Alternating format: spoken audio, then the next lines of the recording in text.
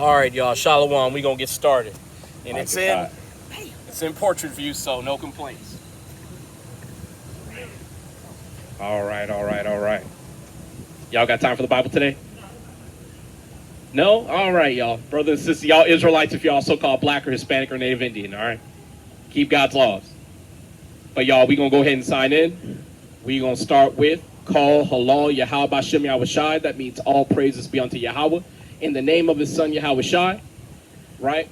My name is Hayael, and this is Brother Aman. And we are out here to let blacks, Hispanics, Native Indians know that we are God's chosen, the Israelites.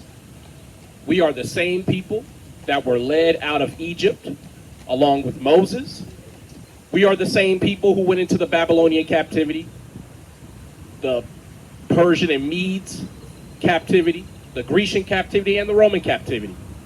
Also the same people went into the transatlantic slave trade, sub-Saharan slave trade, and Silk Road slave trade. Notice the trend. The children of God have gone through various afflictions. And in these latter days, our affliction is almost over. But brother, can you start at Ecclesiastes 12:1? We're going to read a few verses. Today's lesson is a multi-tiered lesson. It's the first one of its kind that I've made. And it's going to cover a couple of topics. One of which is that the current people who are running the earth, the current oppressor, right, the Edomites, otherwise known as so-called white people, they rule and oppress by law and by legislature. Legislature meaning body of laws, right? And we're trying to make a plea to our people at the twilight of America's rulership to return unto their people and return unto their God. Because how long y'all think Vladimir Putin's going to keep threatening America with nuclear bombardment and not deliver on it? How about Iran? Iran has missiles that are capable of hitting at least America's allies. Hell, how about North Korea? Oh shit, Kim Jong-un, he's been talking shit for about 10 years now. He can't wait. And just so y'all know, the Bible says that the white man's going into slavery for all the rape, robbery, and murder that he's done on the earth, but mainly to God's children, the Israelites. And that would be the same people you call nigger, the same people that you call beater and wetback. We are the ones who are God's chosen. Hence why, despite your hatred for us, you will not let us go. And despite all your proclamations toward peace and family, you do the exact opposite. And you treat us like slaves. But we don't take it personal because it's all business. That's what you were made to do. And when you're in slavery, it'll be business. But brother, go ahead and get those scriptures. Ecclesiastes chapter 12, verse 1. Remember now thy Creator in the days of thy youth, while the evil days come not, nor the years draw nigh, when thou shalt say, I have no pleasure in them. While the sun, or the light, or the moon, or the stars be not darkened, nor the clouds return after the rain. In the day when the keepers of the house shall tremble, and the strong men shall bow themselves, and the grinders cease, because they are few, and those that look out of the windows be darkened, and the door shall be shut in the streets, when the sound of the grinding is low, and he shall rise up at the voice of the bird, and all the daughters of the music shall be brought low. Right, so we're being implored and commanded through the wisdom of Solomon in the book of Ecclesiastes, Solomon being a prophet of the Most High God, well educated thoroughly in the law. We're being advised to return unto our God while we have the opportunity, before calamity strikes, right? Before the loss of jobs or grinding sets in. Because I'm going to tell you, we're basically at the cusp of a huge economic downturn in America. And I say that knowing that this country has gone through an economic downturn already. There's plenty of people who sit at home all day collecting unemployment. There's plenty of people who sit at home, don't do nothing at all. They don't even collect unemployment because it ran out a long time ago. But we're being told to return unto our God while we have the opportunity to. And I'm going to tell you, this message is a reoccurring one throughout the Bible because Jake learned slow, as we know. Our people love to wait until all hell is breaking loose. everything is on fire and everything is being shook and turned upside down. All of a sudden, we want to cry out to God, not understanding God is sending you a lifeline right now to you blacks, Hispanics, and Native Indians, right? Now, brother, can you go ahead and grab me Job 9 and 24?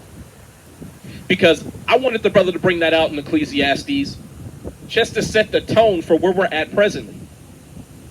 Because we're already seeing the grinding be brought low. We're seeing famine begin to set in America.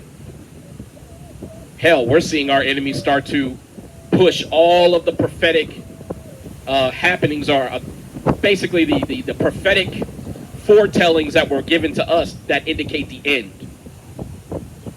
Like the central bank digital currency. That is now being pushed. Right? And eventually they're going to push a mark in the name of authentication and verification, so that you can't lose your benefits from the government, because eventually they're going to have to convert to a universal basic income, because there's not going to be any jobs out here. We're seeing all these things begin to shape up, and our people don't understand that's going to come either during the war, World War III, or on the heels of World War III. But if you wait too late, you're going to get swept up in the system, and you're going to commit a transgression that God is not going to give you any mercy for, and that is taking the mark of the beast. But go ahead and get that for me in Job. Job chapter 9, verse 24. The earth is given into the hand of the wicked. He covereth the faces of the judges thereof. If not, where and who is he? And we're trying to tell our people that the wicked who is currently in rulership is the so-called white man. And he has covered the faces of the judges thereof. And I posed the question rhetorically, just as the Bible did. If it ain't him, then who is it? But brother, can you get me Daniel 8 and 20 through 25? Because we are going to further substantiate that those who are currently in rulership rule by laws, paperwork, and legislature, meaning body of laws. Right. Now, we shouldn't have to go too far to bring out a lot of evidence, considering if you look at just traffic laws in and of themselves in America, you have tens of thousands of laws just to drive up and down the roadways here in America. It makes no sense how many laws there are. But then you look at the tax structure, and it's even more complicated. And that's just two bodies of legislature that would require an entire lifetime of study to just say, I don't even understand it. Because there are IRS agents who are now stepping out of the system, retiring, and they're reporting that there's been so many updates and revisions to the tax structure that they don't know what's going on. So let's get this in Daniel 8, and it's going to further illustrate the nature of the ruler who's currently in power. Daniel chapter 8, verse 20. The ram which thou sawest having two horns are the kings of Media and Persia, and the rough goat is the king of Grecia, and the great horn that is between his eyes is the first king. Now that being broken, whereas four stood up for it, four kingdoms shall stand up out of the nation, but not in his power. And in the let. So just to give context to what was read, Daniel had a dream about the kingdoms that were going to take root on the earth. And he had a dream of basically a ram that had one large horn and then a smaller horn, which represented an unequal balance of power in a kingdom. That would be the Persians and Medes. And then in that very same dream, it was challenged by a goat with a singular horn. And in that challenge, the goat with the singular horn ran through the goat or the ram with the uneven horns. In other words, that new power on the earth would usurp power through strength, through warfare. And that's exactly what you saw in the Greeks. So the ram with the goat with the singular horn would represent Grecia, or the Greeks. And when it talks about that singular horn being basically broken down and four rising up, four rulers, that's Alexander the Greek. Alexander the Greek only ruled for 12 years in the Grecian Empire, and then he died. And then his four generals put crowns on their heads. That's just to give context to what we read, because a lot of times our people, they skip over these portions of the Bible, not understanding that this is the most important part of the Bible outside of the law. Prophecy. Because this is how we know our Bible is true. Because we can understand the prophecies that are written therein. We can look out in the world and see those prophecies coming to fruition. That's also how you know if someone's a false prophet or not. If what they say doesn't come to pass. But keep going, brother. Verse 23, and in the latter time of their kingdom, when the transgressors are come to the full, a king of fierce countenance and understanding dark sentences shall stand up, and his power shall be mighty, but not by his own power. And he shall destroy wonderfully, and shall prosper, and practice, and shall destroy the mighty and the holy people. And through his policy, all he shall cause craft to prosper in his hand. And he shall magnify himself in his heart, and by peace shall destroy many. He shall also stand up against the prince of princes, but he shall be broken without hand. Now, to give context to this, because it's very important, right? The Greeks are who you would call so-called white people today. That's why the Greco times and the Roman times are very similar. Even their mythological beliefs were very similar, right? Instead of Kronos, you have Zeus. Same difference, right? A lot of the practices that they kept were basically the same. So the reason why I say that is because we see that after the Greeks, we had a brief period of independence where we established our own power, our own nation of Israel again, under the Hasmonean dynasty. But then we were taken over by the Romans. And the Romans began to persecute us, dare I say, even more harshly than the Greeks. Right? And through their policies, they destroyed many. Hence why the white man is always talking about armistices and treaties, and yet his go-to method is to make a treaty with you and then break it. They're truce breakers, is what they do. And when it says that they would be powerful, but not through their own power, that is the hallmark of the white man. Because how did the Romans rule? After they conquered you, they forced you to conscript into their army, and you had to fight on their behalf or be killed. You had to pay tribute to their empire to further empower them, or you would face further reprisal. And it also says that they would persecute the holy people. Well, who'd the Greeks have in slavery? The Israelites. Who'd the Romans have in slavery? The Israelites. Who does the white man have in slavery to this day? The Israelites. Some things never change. And see, as a matter of fact, get that in Malachi real quick. It's not even part of the lesson. But there's a reason why there's so little changing going on. 3 and 6.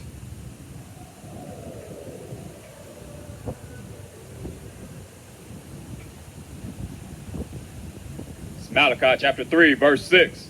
For I am the Lord, I change not. Therefore, ye sons of Jacob are not consumed.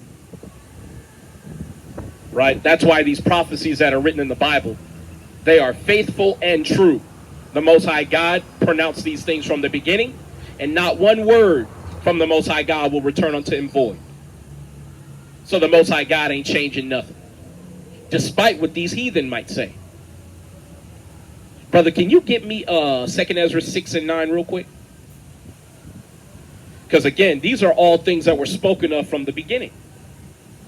See, and that's why we have to let blacks, Hispanics, and Native Indians know that you are God's chosen.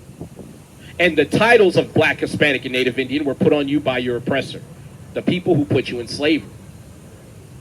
And we're here to give you your real title back as the Israelites, God's chosen children.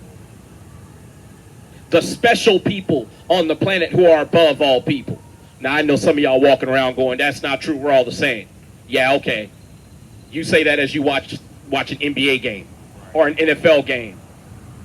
You say that as you watch that color TV or that color display of your phone that a Mexican man invented. You say all these things about us being equal while you drive around in a car that was made by 2 black men, the Patterson Car Company. I could go on and on and on. Hell, some of you lost using GPS that a black woman designed. And some of you are going to call somebody a nigger today online using voice over IP, something else a black woman designed. Again, I could go on and on and on. We are the special people who are above all people. That's why we're trying to tell you to return unto your God, so that he can set you back on high. And you can stop pretending to be a servant and a pauper. Because let's be real, we all feel like we're not in the right place. We all feel like we're not being properly utilized. Well, that's for a very distinctive reason. And that's because you've been put on the bottom of the world because you won't keep God's laws. And that bird flew right over us, all praise. Right? But we see that the Most High God ain't changing. So long as we know God ain't changing, brother, can you get me Isaiah 10 and 1 through 3? Because there are some things on the planet that are just not going to change. Oh yeah, get that real quick. 2nd Ezra, chapter 6, verse 9. For Esau is the end of the world, and Jacob is the beginning of it that followeth. 10 and 1 through 3. So that prophecy was made at the birth of the patriarch of the Israelites, the man who was named Yaquab, whose name was changed to Yasharallah, meaning he who has power with God, or prince of the power. So the Most High God has already stated that Esau will be in rulership at the end of this age, and Jacob will begin his rulership thereafter. That's right. We are at the end of the white man's rulership, y'all. It's been a rough ride. It's been a lot of blood, sweat, and tears. But guess what? We're finally at the end. All praises to the Most High God. But with that being said, there's about to be a whole lot of crying, wailing, and gnashing of teeth of all the people who put the Israelites in slavery. And it's well deserved. But let's go ahead and get this in Isaiah. Isaiah chapter 10, verse 1. Woe unto them that decree unrighteous decrees, and that write grievousness which they have prescribed, to turn aside the needy from judgment, and to take away the right from the poor of my people, that widows may be their prey, and that they may rob the fatherless. And what will ye do in the day of visitation, and in the desolation which shall come from far? To whom will ye flee for help? And where will ye leave your glory? That question at the end is literally rhetorical, because there's nowhere you can hide from the Most High, and there's no help that you can seek out that could upset his judgment upon you. You can't stop the Most High God when he has proclaimed something or adjudicated a matter. But the one thing that never changes on this planet that I really wanted to get here is that the wicked will always be brought to heel and brought to judgment. Because it says, woe unto them that decree unrighteous decrees. I can't think of a more wicked nation than America. The same country that says, hey, you blacks, Hispanics, and Native Indians, at the time they called us all Negro, by the way, most people don't know that, right? They said that, hey, y'all are 3/5 of a human being. Oh, and I actually went into the Virginia laws. I'm going to bring some of those out today, right? I always talk about the Casual Killing Act. That's part of a larger subset of laws for servants and slaves. That was written while America was still under the British crown. But, again, the wicked don't change very much, so they took a lot of those values over to the new system. Hence why you were 3/5 of a human being. See, that was their way of compromising. Because once upon a time, you weren't even seen as basically human under the law. You were seen as a Negro. You were seen by your race. And ain't it ironic these white folks come up to us talking about why you so racist? Why you talking about race all the time? Meanwhile, you look at their laws, and their laws have you literally referred to as your race. You can't write this shit, man. You can't make it up. But we see that such grievousness, such as taking advantage of the homeless, taking advantage of the poor, taking advantage of widows and fatherless children, those are all things that will garner you destruction from the Most High God. And America stands up as the paragon of all these things, as the most powerful nation who stands on the neck of the weakest and frailest and most vulnerable people. They are a walking, talking example and ensemble to those who would like to avoid doing things incorrectly as a ruler. All you have to do is look at America and pick a spot. Because just driving into San Antonio now, you see tents all under the highway. How is that taking place when millions of dollars are pumped into San Antonio to house and take care of the homeless every, not just year, every quarter, right? Every fiscal quarter, they put millions of dollars to work to so-called rectify the problem of homelessness and transients. And yet, you see people who work for those organizations, mainly for the city, right? Because I used to work by them, I was a contractor. You see these people pulling up to work in Bentleys, Beamers. You know what I'm saying? Living lavish. And I know a lot of you Americans say, well, I'm just living a normal life. So you got to understand, you white folks, you don't know what a normal life is because you don't work as hard as everyone else. But you're about to find that out firsthand. Very, very shortly. But the homelessness here in America, the orphanage system, I'll put it that way, right? Because I don't want to say parentlessness, because here's the thing. You could be parentless for a whole mess of reasons. One of those reasons is being manufactured right now as the white man deports our native Hispanic brothers, our Mexican and Venezuelan brothers, our Cuban and Puerto Rican brothers. See, your oppressor is trying to brand you an alien on your own land. And as a result, he separates your family the same way he did to so-called black folks on plantations. Now, those y'all who would like to fact check me, I was hoping somebody would. I was hoping a native Hispanic or a native Indian would say, hey, we were on those plantations too. And guess what? You'd be right. Hence why you had cowboys and vaqueros. Right? Y'all got time for the Bible today? No? Well, brother, if you black, Hispanic, or native Indian, just know you're an Israelite. But if you're a so-called white man, get ready for slavery. See, and I always find it hilarious when I see so-called white folks with like Japanese and Chinese tattoos. How about you ask them Chinese people about them opium wars? When you tried to have the Moabite man out of his mind on opium and tried to destroy his nation. And now y'all belly aching and crying because you got a damn meth problem. And the Chinese man is bringing it into America. And you want him to show some mercy and decorum and basically extend y'all an olive branch. When the Chinese man is like, fuck all that. I want my lick back. Hell, same with the Japanese. Y'all drop atomic bombs on them, and now they drop nuclear waste in the ocean that circulates right to the shores of California. See, when that earthquake happened and Fukushima melted down, you think those Japanese people didn't stop and think what would happen if they dumped all that tritium saturated water into the Pacific Ocean? They knew exactly what would happen. As a matter of fact, they were counting on it. And now you have a huge radioactivity problem in the body of water, or the waterways and tributaries here in America, because the oceans inundate the rivers. And if the ocean is radioactive, then guess what your rivers become? Same shit, radioactive. That's why cancer is skyrocketing here. Thyroid issues are skyrocketing here. And you're seeing cancers that you normally don't see.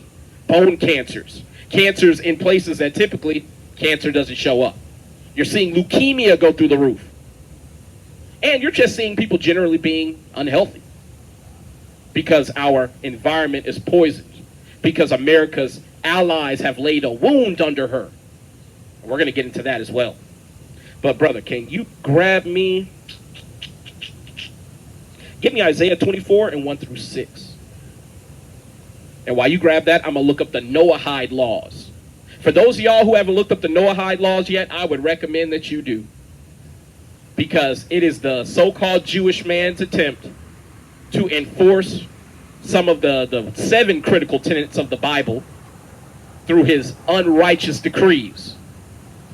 But the main one he's going to enforce is your subservience to him. And if you refuse to submit, he's literally going to cut your head off. But go ahead and get it, brother. It's Isaiah chapter 24, verse 1. Behold, the Lord maketh the earth empty, and maketh it waste, and turneth it upside down, and scattereth abroad the inhabitants thereof. And it shall be, as with the people, so with the priest, as with the servant, so with his master, as with the maid, so with her mistress, as with the buyer, so with the seller, As with the lender, so with the borrower. As with the taker of usury, so with the giver of usury to him. The land shall be utterly emptied and utterly spoiled, for the Lord has spoken this word. Is that 5? Or 3? Set to 3, right? You got time for the Bible, brother? All right, man. You a king right on the earth, man. The Mexican man is from the tribe of Issachar, the hardest workers on the planet. They don't get their due. But that's because the people over us, they don't take account of our labors. Right? As it says in Wisdom of Solomon 5. Don't get that. We don't need it. You know what I'm saying? This lesson will be long enough. You know what I'm saying? But what we see here is the Most High God is saying that because of the wickedness that's going on the planet, the Most High God has had to turn this place upside down and damn near destroy it, rendering it desolate. Right? And that the people within the land languish. See, that's why when our Mexican brothers and sisters walk by or ride by us, they don't even want to look at us. Because we're out here basically looking at one another as enemies because we're competing with one another for the scarce resources that are here. For the scarce amount of jobs that can adequately provide for your household. See, the Most High God is making this place desolate. Right? But the reason why that has happened, according to verse 5, is because we broke the covenant. We transgressed God's laws. We, the Israelites, not everybody. Because the only reason why you heathen are in charge of us right now is because we transgressed God's laws. But with our current position, the world is in a desolate state. But yeah, hold that. Let's finish up in Isaiah real quick. Yeah, because I wanted you to get through. Now you read through 6, right? No, it's not that. Stop at 3. Come.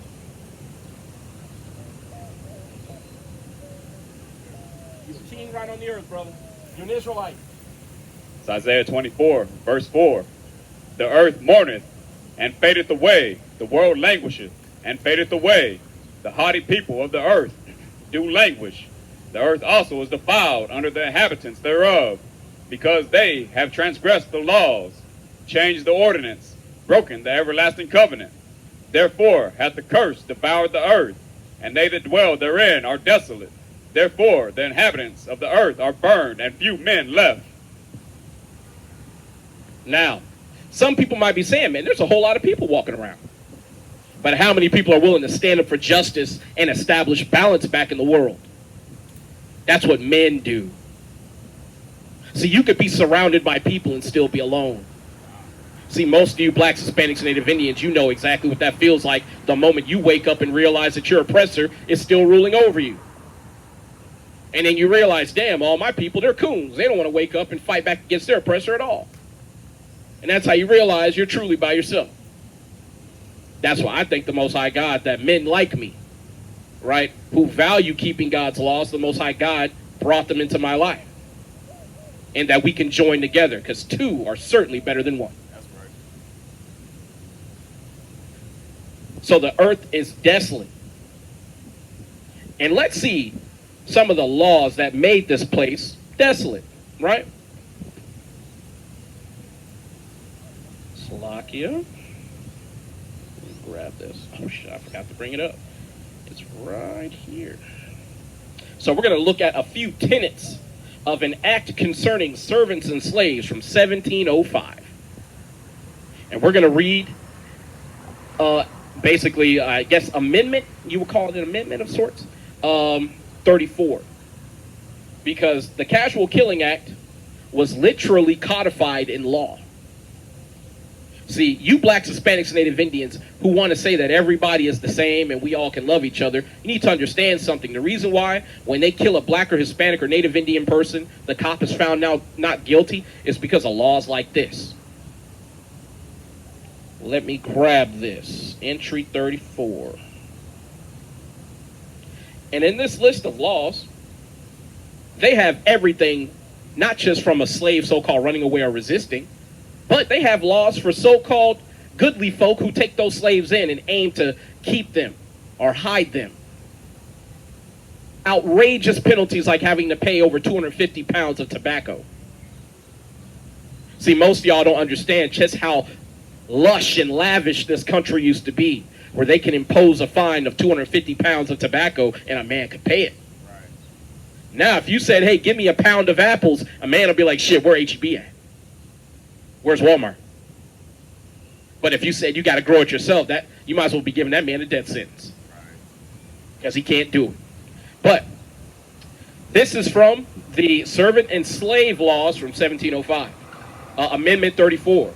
And if any slave resist his master or owner or other person by his or her order, correcting such slave, and shall happen to be killed in such correction, it shall not be accounted felony, but the master, owner, and every such other person so giving correction, so a lynch mob, right, shall be free and acquit of all punishment and accusation for the same, as if such incident had never happened.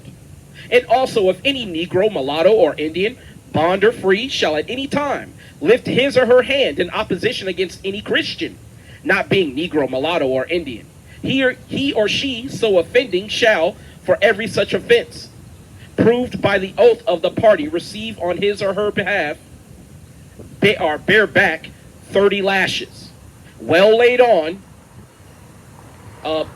cognizable by the justice of the peace for that county wherein such offense shall be committed. So it has to be witnessed by the government employee that they lay those lashes on your back simply because you said, hey, don't kill that man. Hey, well, why y'all trying to lynch him?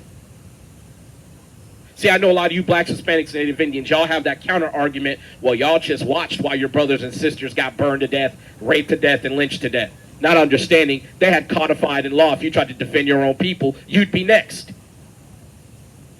Now, I'm going to tell you what the real answer was. You're supposed to rise up, even if it cost you your life. But the Most High God made sure to it that men were in very, very small supply. Men like Nat Turner. When he read the Bible, he said, wait a minute, we're the Israelites. And these people ruling over us are devils. And if God be with me and my people, then we can overthrow these devils. And if it weren't for a couple of coons, he actually might have succeeded. Because our brothers down in Haiti had successfully staged the Haitian Revolution. That's right. That's why the white man fights like hell to keep the Haitian man out of America. Because the children of Levi, as they rightfully are called, have a very particular blessing on them. And that blessing is to strike through the loins of their adversaries, that they rise not again. So what happened to the French after the Haitians threw them down in the dust? I'll tell you what happened. They've been collecting welfare ever since. Collecting tribute from the nations that successfully threw them out. But see, the white man's words are smoother than butter. See, that's why when you finally have strife with the white man and you get your independence, you're supposed to cut all communication. But you niggas don't know any better, and he keep talking to you, and before you know it, you sending him a check every damn month for nothing. But let's not get too far off the lesson. We see here that in these laws, they literally legalize killing our people under the context or pretense that we were being somehow oppositional to them. Well, how could a slave be oppositional if they're in the crib and they're a baby? What if a white woman said, hey, baby, stop crying? And that baby, not knowing any better, couldn't stop crying, and the white woman smothered you in your crib? Well, she would be acquitted for that crime. What if the slave master said, you know what? Let's feed you to an alligator so I can get me some alligator skin boots. Y'all got time for the Bible today? No, sir. Or is it too hot over here, elder? The things that y'all should have been saying 30 years ago. Y'all were too busy doing the electric slide in the club to stand up for your people. Think about it as you go home. When you look at the hood, it's your fault. You stood down and you allowed your people to get destroyed so you could get a check from the white man. Good job, elders. Good job. See, and our elders don't understand. Their day in hospice is coming. When you got to start thinking about going to see the Lord real up close and personal like. And you're going to have to think back over your life of cowardice. Hell, I'm going to go there. You know somebody's co-opted in the mind when their damn wife has blonde hair on their head. It is what it is. See, part of our problem as blacks, Hispanics, and Native Indians is we don't call out the fuckery in our community. Meanwhile, our elders are walking around like they did a good job when they did nothing but fail their people over and over and over again.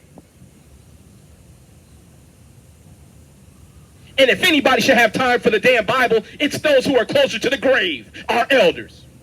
But that tells you they ain't never cared about God. They ain't never cared about their people or themselves. That's why they'll go to a church, sit there for 40 years, while a man like T.D. Jakes is becoming a mega millionaire, while he's also known as a power bottom. Look, man, this is ridiculous, man. Meanwhile, the youth have to come out to these streets and risk throwing their entire lives away to do your job. Now, I understand some of you Israelites who watch my videos say, hey, you're going a little hard on the elders. And you know what I say to you? You goddamn right I do. They failed. You don't reward failure with congratulatory welcomes. I'm not going to say, hey, elder, good job being old and making it through Esau's system when all you did was hide under a rock. I can't do it. I'm sorry. I'm not that guy. I can't do it.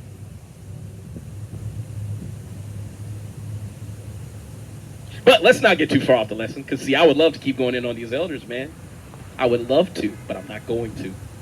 Right? Hey, brother, can you go ahead and grab me Matthew 24, 21 through 22? Because in light of the amendment that I just read, you need to understand something. If the people who are currently in charge are not taken out of power, no flesh on this planet will be saved. See, the so-called white man is not just holding this world at gunpoint or at missile point. See, he's convinced all these nations to build these nuclear power plants all over the earth, not understanding that you can't stop those nuclear rods from fissioning. Once you start that process, you can't just say, turn it off like a light. That's why they have to keep pouring water on those fissioning rods to keep them cool. And if those cooling mechanisms fail, you have something called a nuclear meltdown, where the nuclear rods literally melt through their containment units down into the earth, causing all types of tectonic upheaval.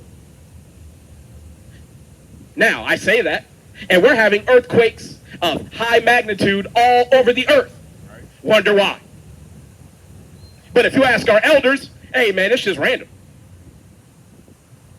See, again, there was a time when our elders could have stood up and stopped some of these things, or at least given some type of opposition to it. But instead, our elders were too busy trying to make peace and integrate with their enemies instead of standing up for their people. But yet, let's keep going. It's Matthew chapter 24, verse 21. Yeah. For then shall be great tribulation, such as was not since the beginning of the world to this time, nor ever shall be. And except those days should be shortened, there should no flesh be saved. But for the elect's sake, those days shall be shortened.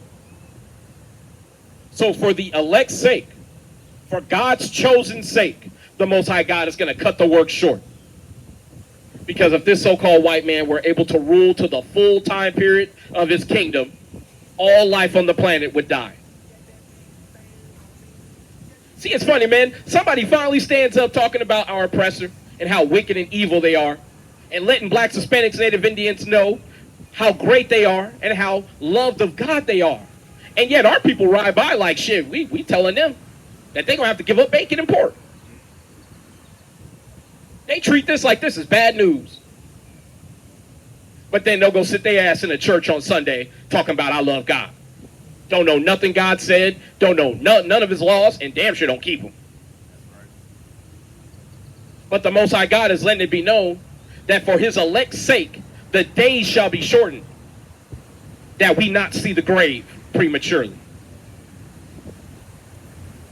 Brother, can you go ahead and grab me Obadiah 1 and 6 through 7? Because see, not only is the Most High God making moves on behalf of his chosen people, he's making moves on behalf of the people who've destroyed the earth. The same people who traffic children, the same people who molest dogs and cats. I'm talking about none other than the white man. See, there's a lot of pronouncements about all peoples on the planet, but they're not all the same. Hence why we're not all the same people. Go ahead and get it, brother. Yes, sir. So Obadiah, verse 6. How are the things of Esau searched out? How are his hidden things sought up? All the men of thy confederacy have brought thee even to the border. The men that were at peace with thee have deceived thee and prevailed against thee. They that eat thy bread have laid a wound under the feet. There is none understanding in him. So those of the white man's confederacy have laid a wound under him. Now, those of y'all who want to know the full story on the judgment coming to the so-called white man, read the book of Obadiah. It's only one chapter. It's short and it's sweet. When I say sweet, dare I say it's the best book of the Bible to me. Because it talks about the comeuppance coming to our enemies. Right?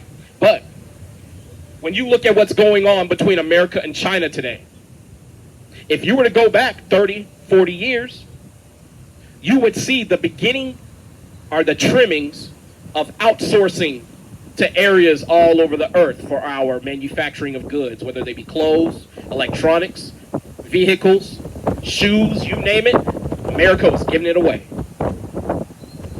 And you would see coming into the 2000s the culmination of it as the auto industry began to finally depart America.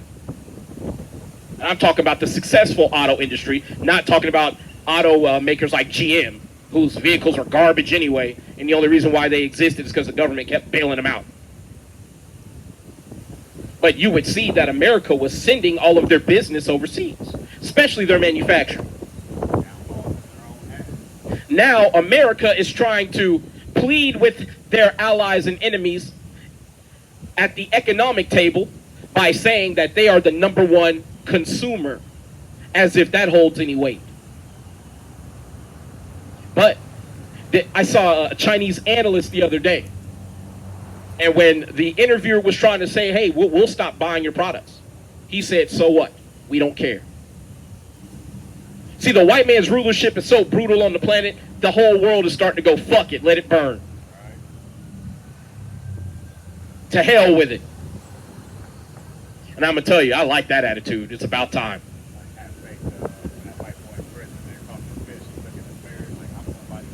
Yep. He was proud because he had protection. Right. You know what I'm saying? We talking about a movie reference. We ain't going to say it again, right? But, see, once upon a time, this white devil, man, he was big and bold, sticking his chest out and his chin up at his detractors and his enemies. He basically could tell people, hey, if you ain't going to get down with my way of doing things, go ahead and head back to your shithole. See, that's why you got people like Donald Trump, who's calling all these other nations shithole countries. Or J.D. Vance calling Chinese people peasants. But see, now they're starting to remind the white man, no, it's you who's the peasant. Because we make all your goods. Hell, the Chinese even went the extra mile and exposed all the luxury brands and items here in America. The Chinese man is letting it be known, hey, you know the factories where we make clothes in general? Yeah, purses like Louis Vuitton, Dior, yeah, it's made right next to the same clothes at Walmart. Y'all paying hundreds, if not thousands of dollars for things that are worth barely a pair of shoes. For a label.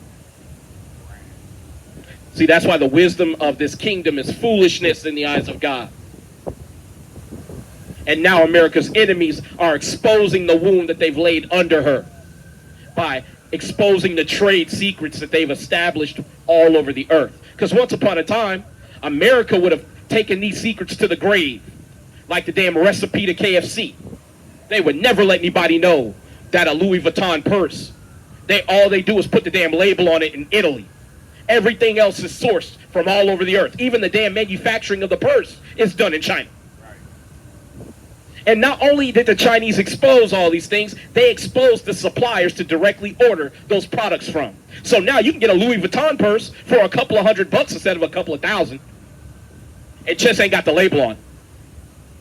Now, weren't we throwing shade at Asians and other people for making knockoffs?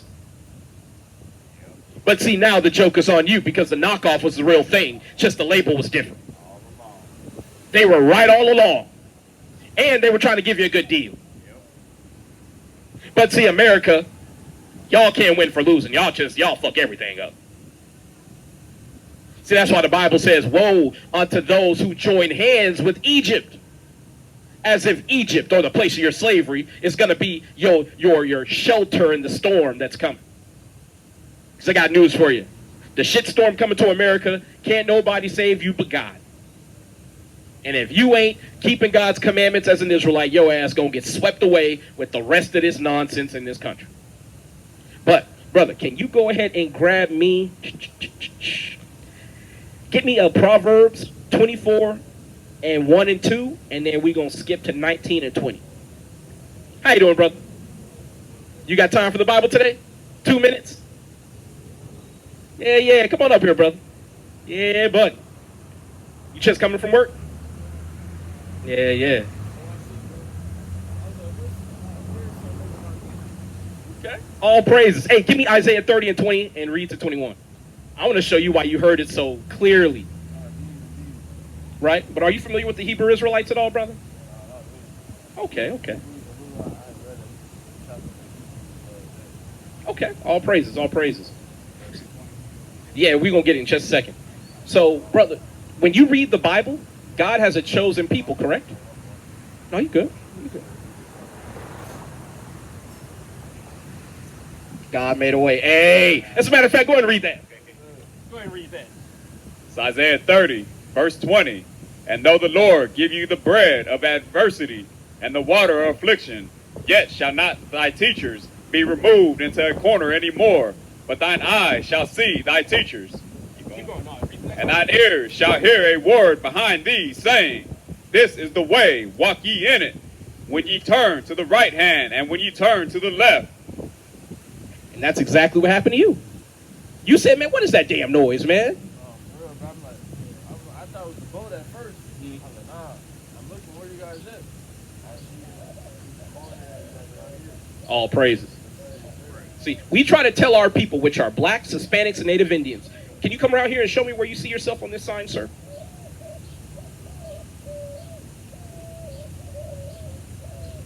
Move this for you. So-called black man?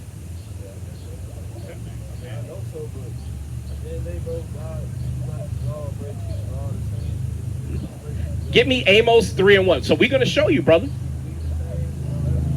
Do we? A pig bleeds red? Is that the same? No, brother, come on now. Now, I have a question. If a so-called white man were standing next to you, and I said, we're going to have a stand in the sun contest. Go out to that parking lot, and you're going to stand there for 30 minutes. Are we the same then? No, hold on, brother. I'm just going to take you down the path. I'm not accusing you of anything. I just want you to see, right?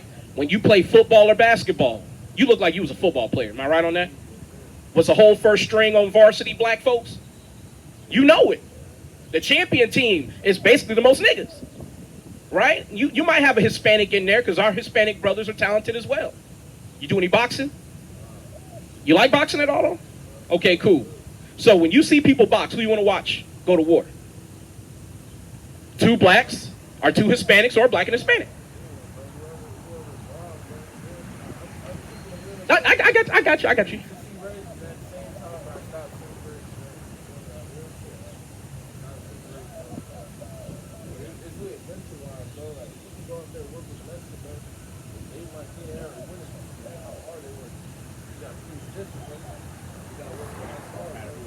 Now, hold on. Did you know your Mexican brother's from the tribe of Issachar? Issachar in the Hebrew means he who was hired. That's why he outworks you, because that's his gift. Now, you know why you sing and dance better than him? You're from the tribe of Judah. That means God's praise. We're not the same, brother, at all. Go ahead and read this, brother. No, I get what you're saying. I have a question, right? Do you have any kids? Okay, if you had... Mm-hmm.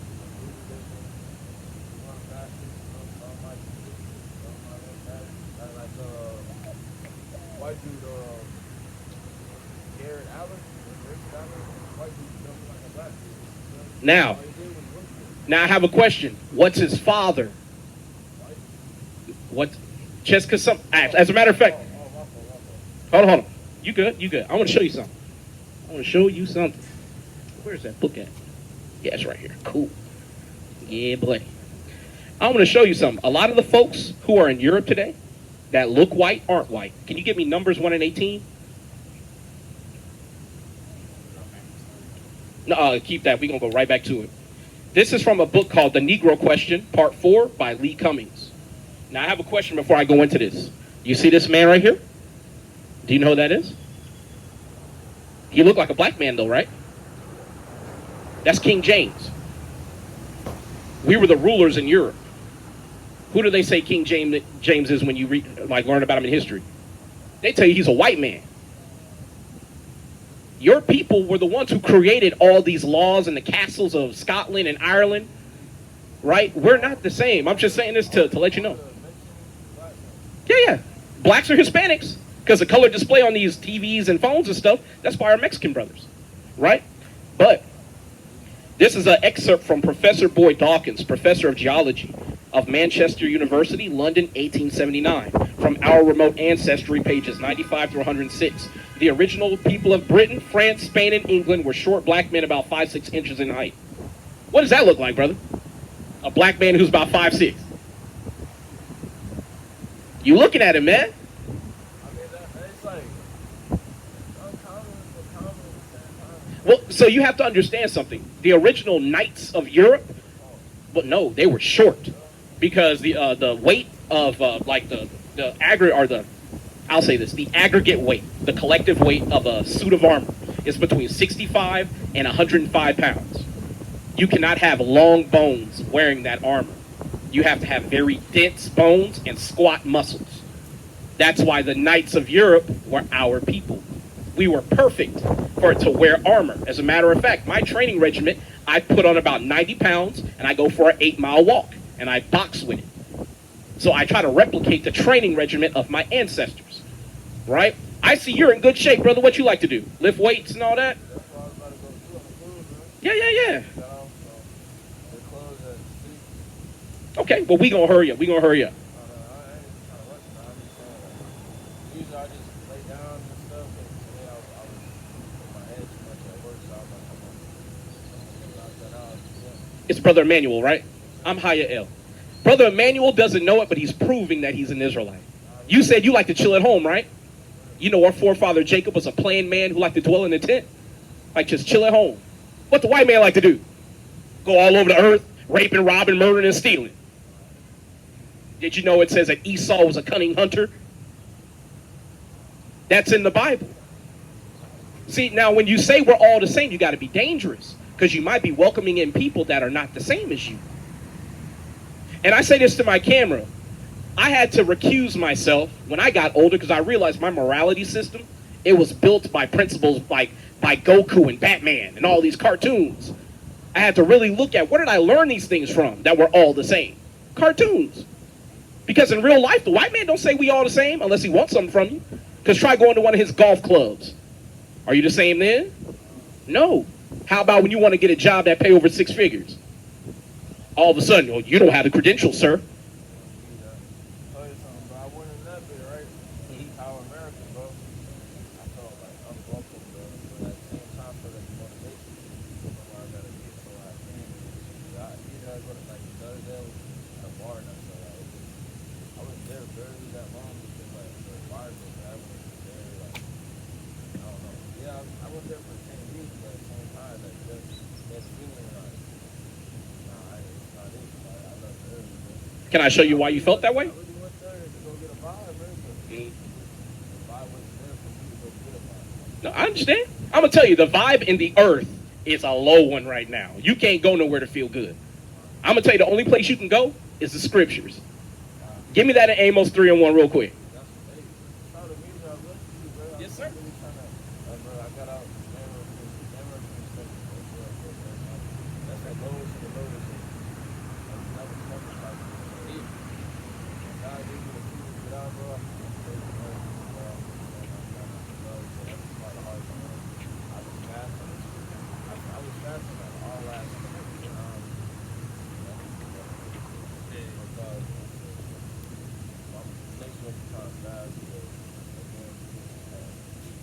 tell you something that God would love much more than you fasting. Keeping his commandments. How many commandments are there, brother? There's 613. Now, let him read this, and we're going to get into that. Starting at Start at 1. Amos chapter 3, verse 1. Hear this word that the Lord has spoken against you, O children of Israel, against the whole family which I brought up from the land of Egypt, saying, you only have I known. Sorry, say it again. You only have I Who known. does God know? Say it again. You only have I known. Now, who's he talking about? Well, who's you? Read verse 1 one more time. No, read verse 1. Hear this word that the Lord hath spoken against you, O children of Israel. Now, when it says, you only have I known, God is saying, I only know you Israelites. Now, read on from 2. Verse 2. You only have I known of all the families of the earth. Therefore, I will punish you for all your iniquities. Now the Most High God is saying, we're like his children. If we had children, brother, when they get in trouble at school, you don't go up to the school and whoop every kid ass. You beat your kids. That's why the way I do stuff, I sin that like pornography, that's hot nonsense. I'm sure on that, but I can perform it. Nice punishment. Children, God is father. Now I have a question. Have you ever seen squirrels come up and just walk and stand and look with curiosity?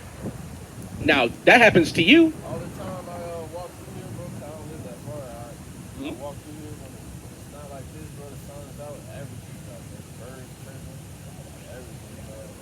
Usually I be walking. Give me Deuteronomy 76. Usually I be walking to them like little worms that be flying. Nah, bro, lately I've been walking, got a bird dog. Chilling. Squirrels and shit. Like, I'm gonna tell you, we have a special connection to nature because even the animals know that we're God's chosen. Go ahead and get this, brother. I'm a valet, so all the dogs be coming up to me. Like the other day, I was just barking at somebody. I was when I sat down, the dog was like, as soon as I sat down, he looked at me, he tried to come sit me. And I said, no, never told us no one like that. Even cats are the most live, most spiritual everything. Yeah. I don't know, the homeboys did it. We got a lot of cats. Like, we told cats, mom cats, we got a lot of cats. There's like 2 of them. Yeah. Well, I'm going to show you why. Deuteronomy chapter 7, verse 6. For thou art a holy people unto the Lord thy God. The Lord thy God hath chosen thee to be a special people unto him, unto himself, above all people that are upon the face of the earth. So the Most High God branded us a special people, and he placed us above everyone else because we're supposed to be ruling the earth as the righteous judges of the earth. If we were in rulership, brother, that river would be so clear you could see to the bottom. Instead, it looks like toilet water. Yeah. But the thing is, though, we're not free anywhere on the planet. Would you like to know why? Give me Deuteronomy 28:15. And this is to my camera. When you find out why our people went into slavery, you're going to realize that when people say we did it to ourselves, they're not lying. Because the Most High God gave us laws to keep, and we didn't. The whole Bible is a scripture on how to live, bro. It tells you everything, how to be, everything, about it. It tells you everything. Yeah. Come on. Yeah. I noticed when I was fasting and stuff, I could see like really forward, like how they all like what their intentions are. The easy get females, the hard to get females, wow. Did you know the Bible says that a wicked woman is a portion for a wicked man? So what if you're breaking God's laws and you don't know it? Then you're going to get wicked women all the time from everywhere, and you ain't going to be aware of why it's happening. How you doing, brother? Got time for the Bible? All right, brother. Be safe out here. Deuteronomy chapter 28, verse 15. But it shall come to pass, if thou wilt not hearken unto the voice of the Lord thy God, to observe, to do all his commandments and his statutes, which I command thee this day, that all these curses shall come upon thee and overtake thee. So if we don't keep God's commandments, there's going to be curses that come upon us. Now, we're going to get to the big one. I mentioned slavery. Let's go ahead and get it. 68. Deuteronomy 28, verse 68. And the Lord shall bring thee into Egypt again with ships, by the way whereof I spake unto thee. Thou shalt see it no more again. And there ye shall be sold unto your enemies for bondmen and bondwomen, and no man shall buy you. Now, the first time the Israelites were in Egypt, weren't they slaves? They were. But it says that we would not see the path back to Egypt the same way, because we walked into Egypt the first time, and we walked out of Egypt the second time. But we went into Egypt again by ships. How did we get here to America?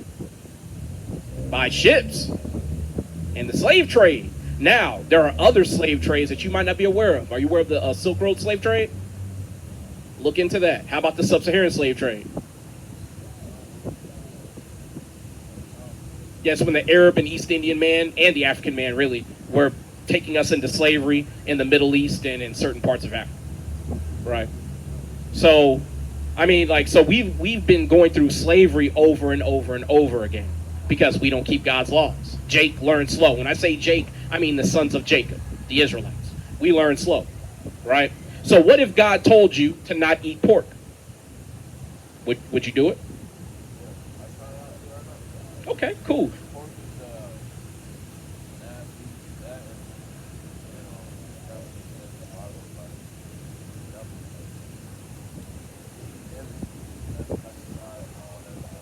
was It's unclean. Yeah. But he's going to get it for you in Leviticus 11, right?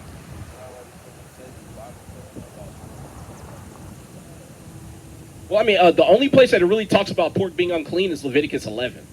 And it doesn't really specify that the pig is evil, because the pig has a job, just like shrimp, crab, and lobster.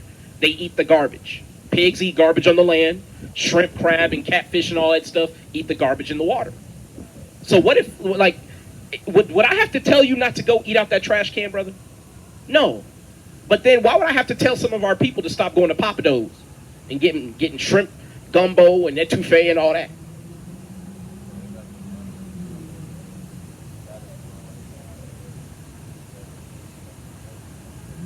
Yeah, but what about when that heart disease set in? You're right. But they say they love God too.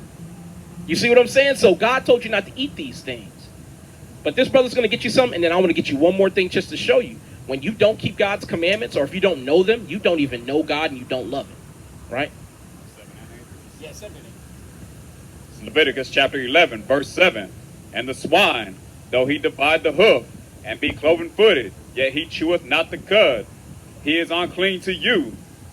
Of their flesh shall ye not eat, and their carcasses shall ye not touch. They are unclean to you. So not only are we not supposed to eat pork, but you're not even supposed to touch a dead pig. So what if I'm walking, I'm a butcher, and I drop a pork chop, and it fall out the package? Can you pick it up and give it back to me? Not according to the Bible. Now, if our people kept these types of laws, God would stop doing things like this. Give me Isaiah 66 real quick. Because did you know when the Most High God sends the Messiah back to save us, those who are eating pork are going to be put to death. Those who are worshiping other gods, anything that you're doing that is setting you out as a sinner, the Most High God is going to put you to death. Start at verse 15.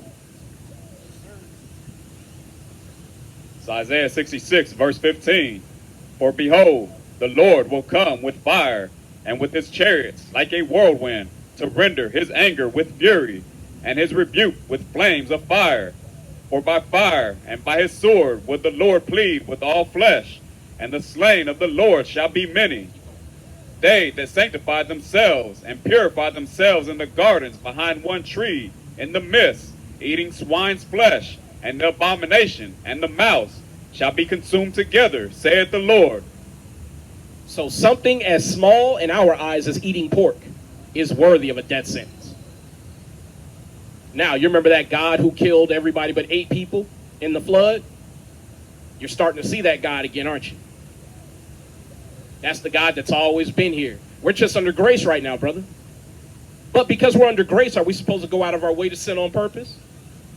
No, God forbid. You know what I'm saying? We're supposed to be trying to follow God's law to the best of our ability. Now, I know you said you had an issue with, like, women and stuff, womanizing. I'm going to be honest, man. Our forefather, Judah, he ended up sleeping with basically his own, what was it? It was supposed to be his daughter-in-law. So he ended up having a baby with his own daughter-in-law because his son died. Then his other son died, who he basically, betrothed her to. And then he was like, well, shit, you got to wait for my other son to get old enough, go stay with somebody else. And she was like, well, shit, I'm getting old. I need to find a man. So she dressed up as a prostitute. And guess who slept with her? Judah. Judah and Tamar.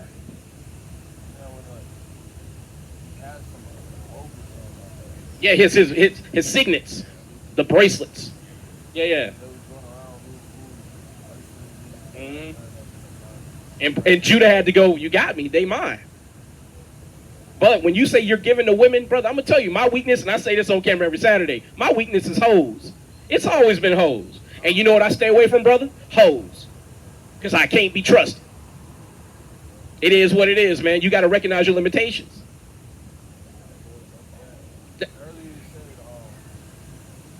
Give me First John.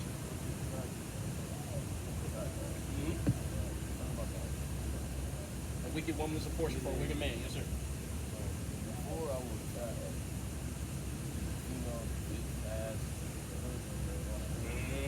once I changed my life and that's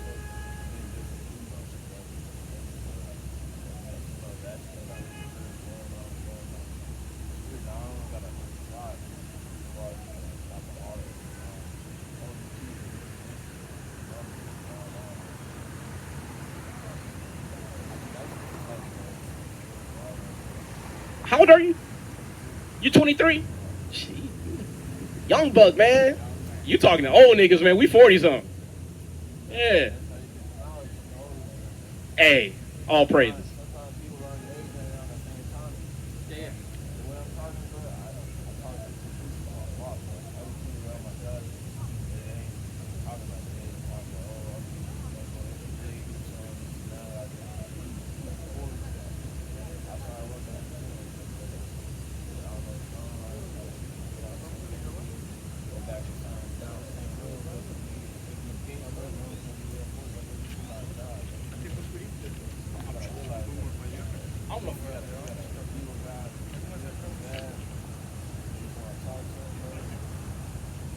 I'm trying to look.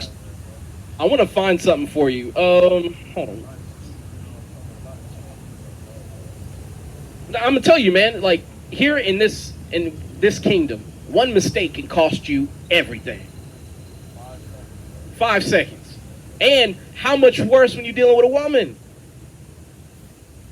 5 minutes, and now you got a problem for 18 years. And I'm talking about the legal aspect. I'm not talking about the fact that you love that child and you trying to look out for them as best you can, even if they don't love you back. That's a lifelong issue. You know what I'm saying? Brother, if you want to find out where a righteous woman is, it's in Proverbs 31. Proverbs 31.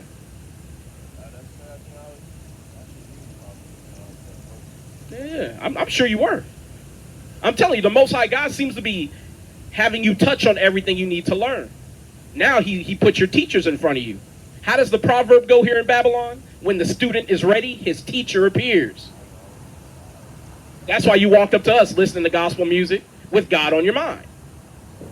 Because you're ready to learn. And you walked up saying some things that showed us that you were from the Christian church.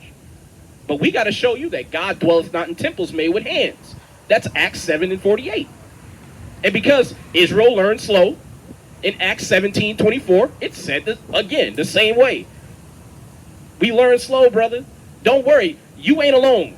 We was niggas too. He was a nigga. I was a nigga. We was out in the world hoeing. And we paid for it, brother. So don't, and this is to my camera. The brother said something that's very, very poignant, right? The young men are supposed to learn from the old men.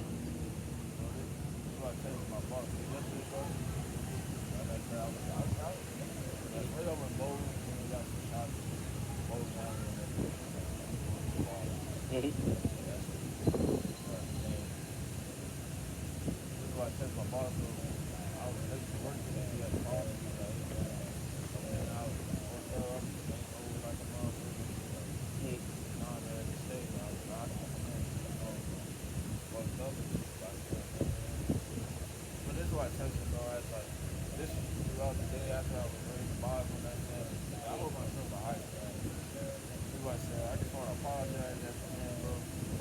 So I didn't train. I didn't like being like you yesterday and other days. Saying all the time. Every time I was looking, I was far over there, bro. One of those other name, I'm there, everything. I don't know a name, number, none of that. I just got robbed. And I ain't even go to work, bro. So that's losing money.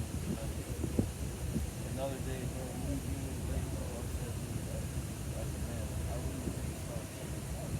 Taking care of my actions. That's what I want to hard. That's what I'm going to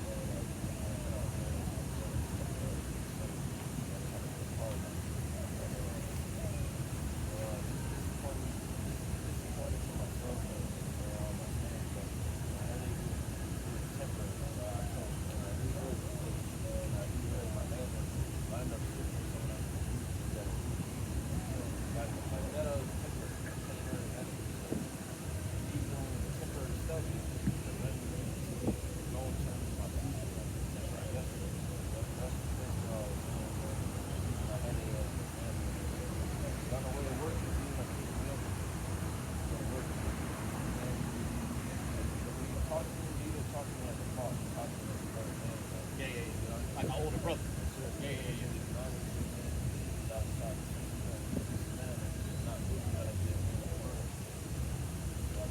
That's why being a homeboy actually got into it yesterday. I read, I seen a female, around the room. You know, female, so he like, he think I was still mad about it. He was bold. First I was trash. He moved my hand. He knocked his hand down, this and that. Something on the line, bro. I ain't like, I'm glad. Hey, before you go on, I got to tell you why that is. Judah has a blessing on him. The works of his hands are blessed. Yeah. That's what I'm telling you, man. You got to learn what this book say. Yeah, this is the Bible, right? My Bible jacked up, right? Yeah, well, Old Testament, New Testament, and the KJ are the Apocrypha. Judith? No. The Apocrypha, Old Testament, and New. Yeah, I'll show you. As a matter of fact, yeah, it's got the hidden books because you had something called the Protestant Reformation, where they took out 14 books of the Bible. So you want to get the 1611 KJV. All praises. I got a Old Testament side. Well, you want to have this.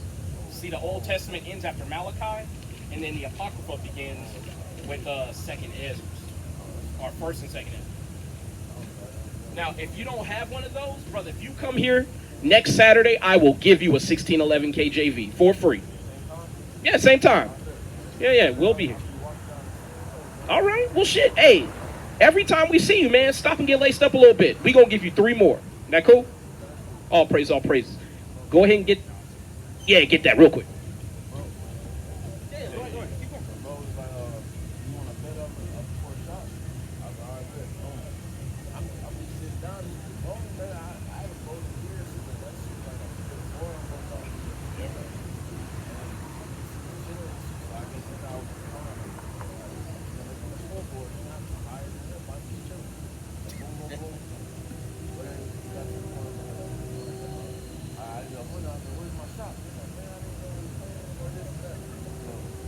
I did. Shit. Exactly, bro. I said, man, bro. Niggas started losing. That's all we had to know. If it was someone else, bro, for example, I told him, for example, go out of work, crazy, bro. He witnessed, bro. Like, God, you too. I'm just telling all that stuff. But it was just good. I got the week. And I was like, I don't know this bro's name. Like, and then God told me, bro. I swear to God, like, I said, I'm breaking out by it. I said, bro's name. And then his name, yeah, I thought he was playing. I said, bro, that's his name. Like, yeah, I swear to God, bro. And then we were hooping, whatever. And then, but bro, during the Final Four, God told me who was going to be the 2 and who was going to win. I swear to God. He told me Florida and Houston. Florida's winning. I promise you, bro. I could have bet it $500. I ain't going to use that.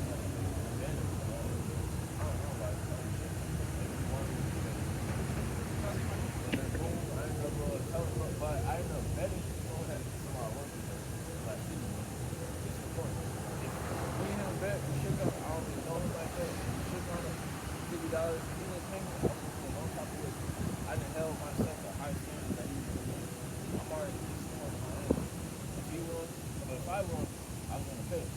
But my homeboy, I hold him at high standard. He's someone I know from 8th grade and 7th grade. Okay. Yeah. Children out before the ring. You know, it's not even about the money, but I ain't gonna feel it. As a member, as a man, He broke his word. that's why I was trying to tell him the whole car. He's like, "Then what you choose me, I'll give you." That's not about the shit. It's about the word. If I lost her, I would give you that.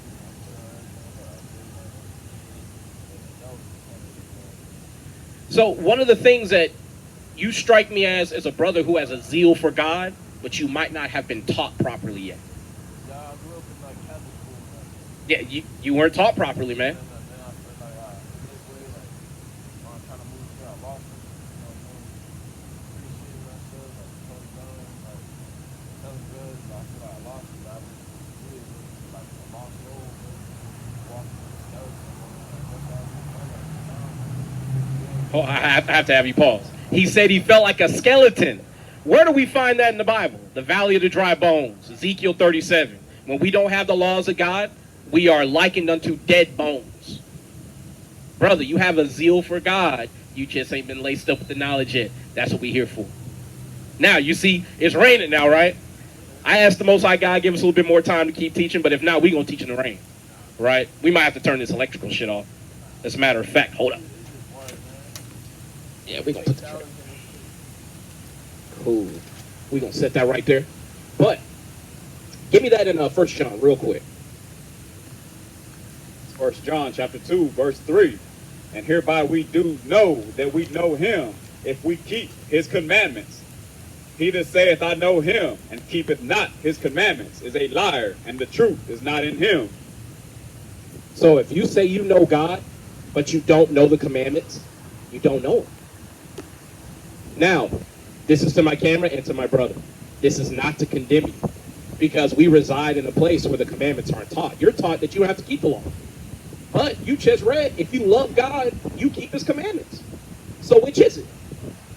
So obviously, you ought to obey God rather than men. So if a man tells you not to obey God and keep his laws, but God says to keep them, you automatically going with God. Right? As a matter of fact, get that in Acts 5:29. But I want to show you, brother, when we don't keep the laws of God, our enemies get to rule over us, and they know it. I'm going to prove that.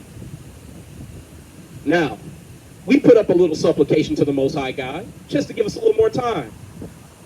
The rain's already starting to stop a little bit. I'm going to tell you, the Most High God, he hears your prayers, if you're righteous. But did you know the Bible says that God heareth not the prayers of sinners? So I have a question. What if you outside trapping, right? You rolling, you doing your thing, selling whatever, doing what you're doing, and you get caught up. And now you're praying to God to spare your life. You think God hearing that? He might, but he might not. Oh yeah, sure. And you're right on that. But here's the thing.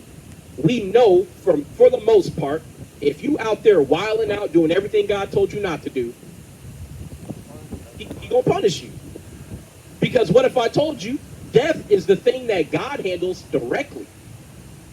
That's God's pleasure, not to kill you, but to handle that matter. Because that's the time he gets to have face time with each spirit. You receive your judgment and then you rest. We're gonna go into that later if you come back. That's called regeneration. Because this ain't the first time you've heard this. You've heard this in a previous life. You might have taught me in a previous life. Because according to Daniel, the book of Daniel chapter 12, you stand in your lot at the end of days. So if you was a goodly man following God's laws in the previous life, you a goodly man in this life, in the next life, in the next life, all the way until the Messiah returns. But if you're a wicked nigga who ain't gonna keep the laws of God, you've been a wicked nigga all along. Because it's already been pre-selected and preordained from the beginning. Right? Yeah. Oh, you're Yeah, going out? yeah. All right. That's where all these different cultures be getting regeneration and all these things. They steal it from our culture, right? But give me Judith 5, brother.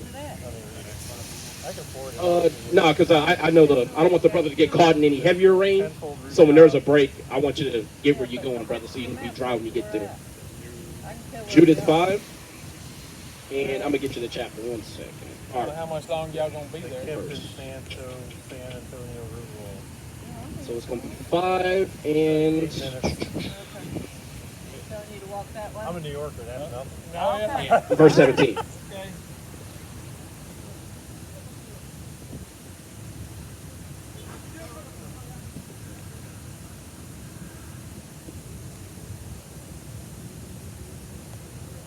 I got it.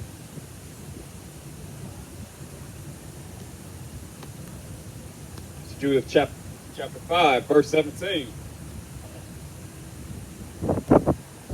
And whilst they sinned not before their God, they prospered, because the God that hateth iniquity was with them. But when they departed from the way which he appointed them, they were destroyed in many battles, very sore, and were led captives into a land that was not theirs, and the temple of the God was cast to the ground, and their cities were taken by the enemies. So this is saying when we keep God's laws, God is with us and he defends us, and none of our enemies can take over us. But if we become wicked and stop keeping God's laws, he allows our enemies to take over us and destroy us in many battles. Now, I want to read this next part because I want to make sure you get this part. This is how important this is. Verse 19, but now are they returned to their God, and are come up from their place, or the place, where they were scattered, and have possessed Jerusalem, where their sanctuary is, and are seated in the hill country, for it was desolate. So our people got to return to the land, right? Under the Persians and the Medes. Under King Cyrus, he permitted us to return and build our temple back up, right? Verse 20, now therefore, my Lord and Governor, if there be any error in this people, and they sin against their God, let us consider that this shall be their ruin, and let us go up, and we shall overcome them. But if there be no iniquity in their nation, let my Lord now pass by, lest their Lord defend them, and their God before them, and we become a reproach before all the world. These were all the heathen. Talking about the white man, the Hamite man, not the, because they say we're African, right? You have the Shemites, and you have Africans, or Hamites. And then the children of Shem are not just one monolith either. They're different tribes, right? But the Hamites, which are Africans, you have the Ammonites, which are Japanese, the Moabites, which are Chinese. All these different people come together as an enemy to us, and they conspire on how to take us down. And we see a conversation happening right here. And they know if we're keeping God's laws, it don't matter how many people they got, how many weapons they got. Our God is going to defend us. But if we're breaking God's laws, it's already done. They've lost. So when I told you not to eat pork, brother, how important is that? It's very important. How about wearing fringes? These things. You see brothers walking around with these, right? Every so often. That's a commandment, brother. It's in Numbers 15:38. Now, if you want to know how to see who's on your team, your people, this is a good way to see it. Because it's supposed to remind you to keep the commandments. And one of the commandments is not to hate your brother in your heart. Give me Leviticus 19:16. And after this, we're going to let you go, brother, because look. You see what I'm saying? God good, man. Now, do you know his real name?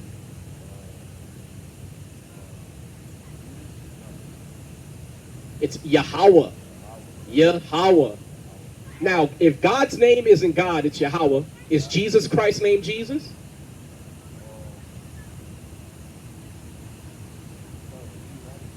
No, it's Yahweh. So Yahweh and Yahweh. Yeah, see, that is Cesare Borgia. That's actually a real white man. That's the son of the 6th Pope of Rome, Alexander, whose real name was Rodrigo Borgia of the Borgia crime syndicate.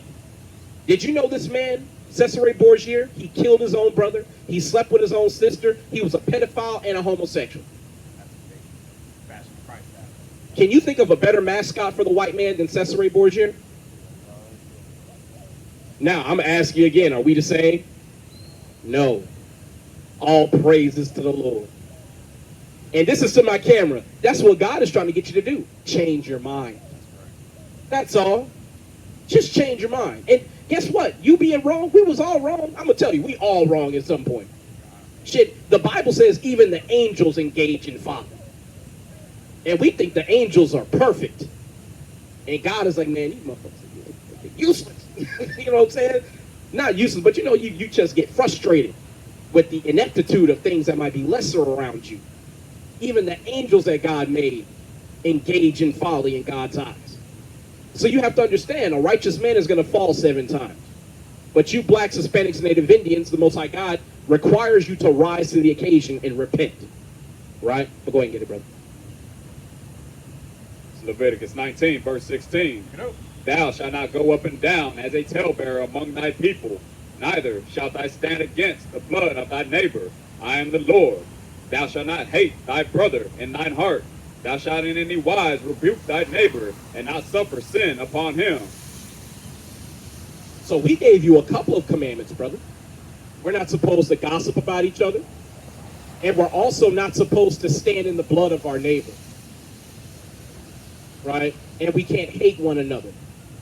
Brother, I'm going to tell you, man, I'm from Memphis. Right? If we would stop talking shit about each other, most of the shootings and the killings would stop. Because more times than not, can't you just go to your brother and go, hey, man, this is what's going on. Can you work with me? More times than not, you can do that. Oh, you need a moment? You need a moment?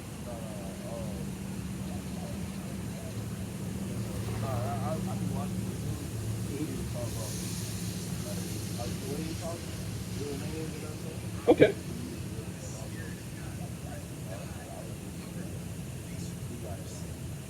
Now, he's can you pull up the Tetragrammaton? I'm gonna show you why it's not Yahweh. Yeah, because people will say Yahweh or Ayaya. They say a bunch of things. We're gonna show you the Paleo-Hebrew basis for God's name, right? Because Yahweh is actually in Paleo-Hebrew, and it's called the Tetragrammaton. You should just be able to go here. Yeah. Tetragrammaton. And then put Paleo-Hebrew after that. Yeah, because they're going to show you the Yiddish one. And I'll show you, actually, as a matter of fact, the name Yahweh is actually in the Bible. Most people don't know. And it's not even in the KJV. It's on the surface of it. Look right here, brother. And you read it from right to left. Right? But this is that in Paleo-Hebrew. That is Yah-ha-wah-ha, but it's pronounced Yahweh. That's God's name. Did you know his name is dreadful to the heathen? Why you think you've only heard it with us? You ain't heard no white man say it. And I'm going to prove that to you. That's in the book of Malachi. That's why all the heathen are saying this is God's name. That's how you know it's not his name, because he didn't give it to them. He gave it to you. Right? This is Malachi 1 and 14. Yeah, that's not Yahushua. Get Revelations 1 and 14. That's to represent the mark of the beast, which is 666. Now, the mark of the beast is going to be a physical mark that you have to take. That's going to be administered via a... Man, you have to come back up here, brother. Man, this is a lot to explain, bro. Yeah. Okay, yeah, because as a matter of fact... Yeah.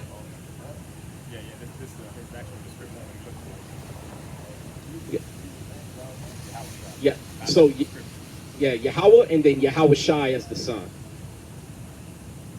But this is Malachi 1 and 14. But cursed be the deceiver, which hath in his flock a male, and voweth and sacrificed unto the Lord a corrupt thing. For I am a great king, saith the Lord of hosts, and my name is dreadful among the heathen. That's why you don't hear God's name everywhere. As a matter of fact, the so-called Jewish man over in Israel, who calls himself Israeli, not an Israelite, he says Hashem. That's why we say call halal Yahweh Bahashem Yahushai, meaning in the name of Yahushai, but they call the Most High God the name Hashem. See, that's why we know that we're the real Israelites, because we've been given God's real name and we proclaim it proudly, right?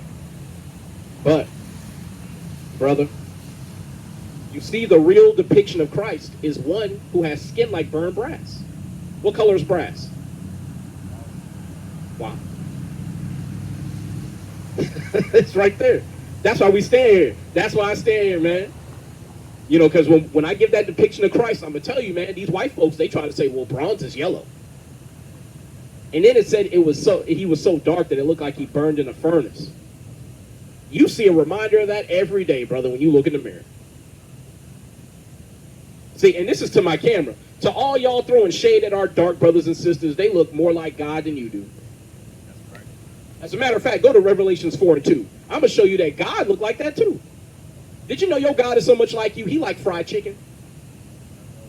We going to go over all that stuff when you come back. Hey, yeah, you good? I see you two-stepping. You know what I'm saying? I do the same thing, brother. But we going to get this and we going to let you go. Okay, all praise.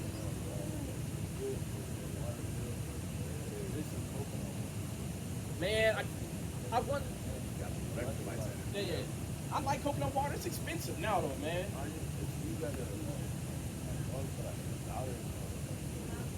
Okay, I'm gonna have to do that. I'm gonna have to do that. It's Revelation 4, verse 2. And immediately I was in the spirit, and behold, a throne was set in heaven, and one sat on the throne. And he that sat was to look upon like a jasper and a sardine stone. And there was a rainbow round about the throne in sight, like unto an emerald. Now I have a question, brother. Have you ever seen a jasper or sardine stone? A jasper or sardine stone. God is described as having a likeness like a jasper or sardine stone. This is what they look like. See how brown that is? That rich brown? And God got hair like the pure wool. Yeah.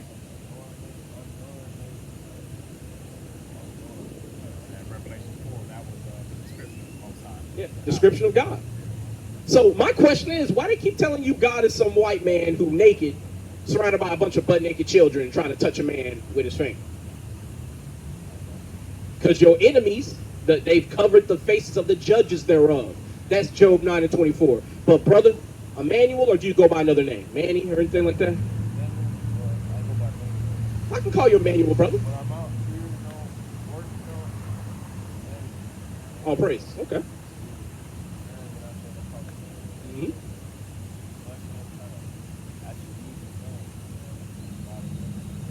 That's right. Well, if God is with you, you better keep his laws, because that means he's watching you.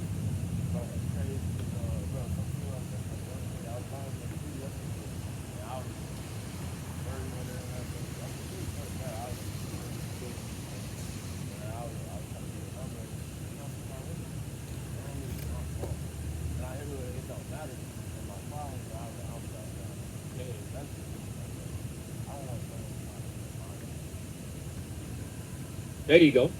Yeah. If you love your brother, you won't do that to your brother. Yeah.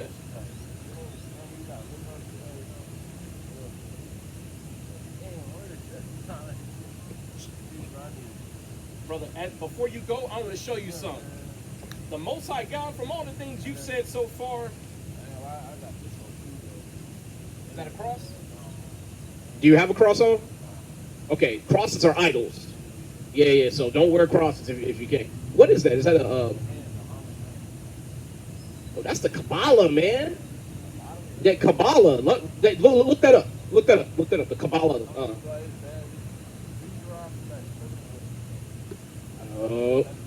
Here's the thing. Is that what the scriptures say? Well, you got to prove all things, brother. But we gonna get to that. But I'll let you know that is an idol, brother. I wouldn't wear that. You can wear the necklace, but take the hand off and have it melted down or something. No, just Kabbalah and then hand.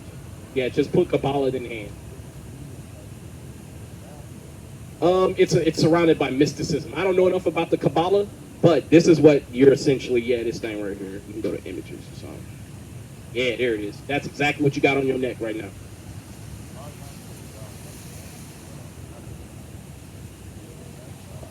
Okay, just look up a Kabbalah hand meaning. Kabbalah hand meaning.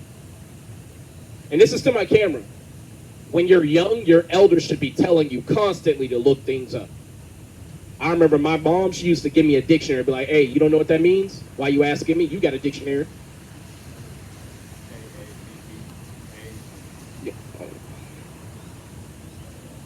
Yeah, I'm gonna read it. I'm gonna read it. So the Kabbalah hand, also known as the Hamsa hand, is a symbol of protection and good fortune in Jewish and Islamic traditions. You are not Jewish, sir, and you are not Islamic. Those are idols. And we're going to prove that. Give me Deuteronomy 28 and 64. Before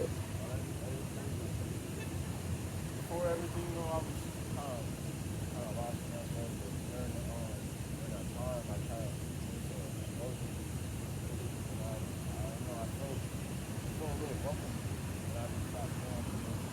There's something in me, you know, like, I mean, it's crazy. It's crazy. Muhammad.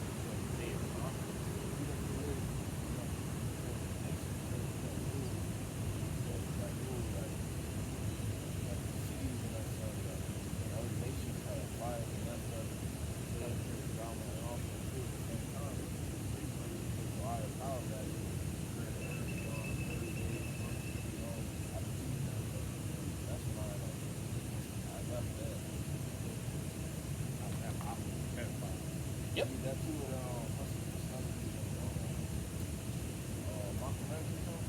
Oh, you talking about Elijah Muhammad? Yeah, yeah, yeah. Took the guy over Malcolm X. Yeah. Yeah, yeah, yeah. So the brother's actually bringing out some heavy stuff.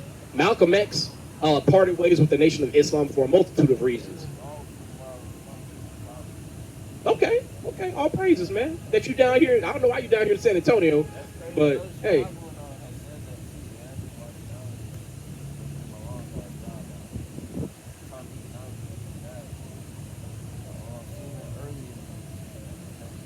Huh.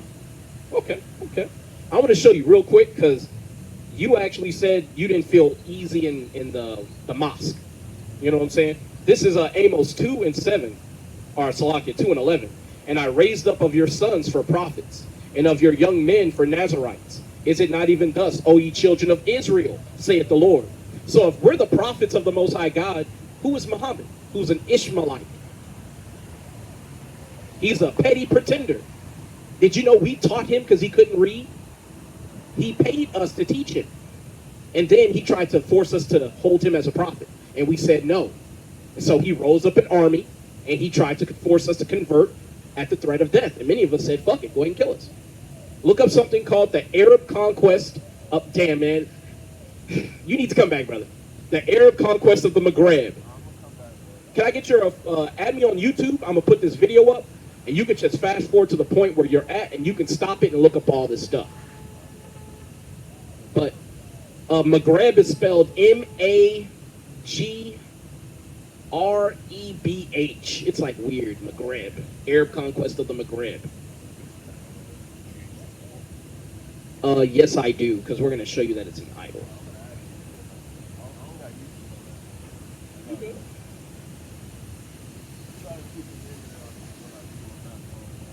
Come on, I got you. But yeah, it's,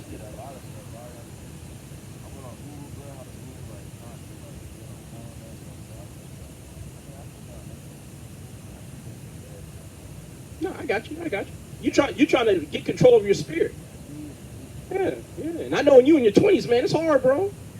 You know what I'm saying? And this is to my camera. When you trying to do right by the Lord, as a matter of fact, give me a Ciroc 2 real quick.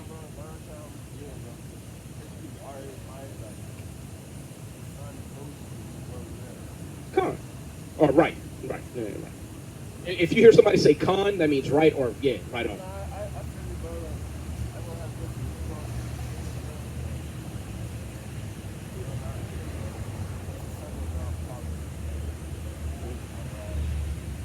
I feel. And plus, we're very versatile people. You know what I'm saying? We typically understand people when they talk to. But I want to show you something, man, because when you're a young man and you try to, or even if you're an old man, when you try to keep God's laws, it's like the whole world is like, all right, now you trying to give up weed? Shit, I got a free bag for you. Shit, when I was trying to stop whoremongering, I was in massage school. I was the top student.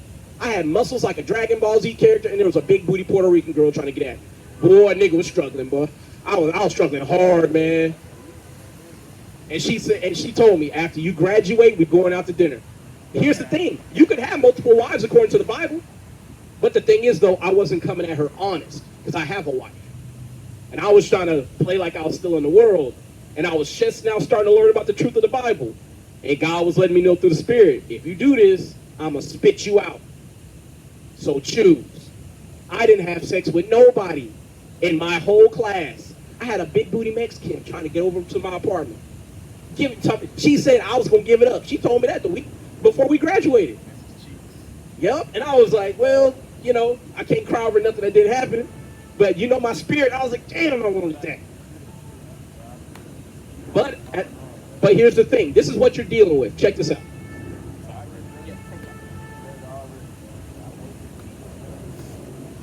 Oh, I hate to use this terminology, you shit where you eat. You did something at work. Yeah, don't do that. Don't do that. I made that mistake too. No, I get you. I get you. Yeah. I regret it, but now I got it. Okay, because she right there.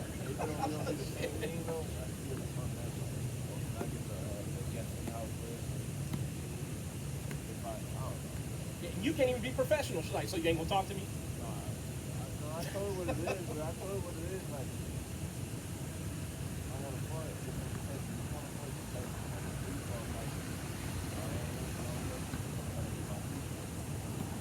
I have a question.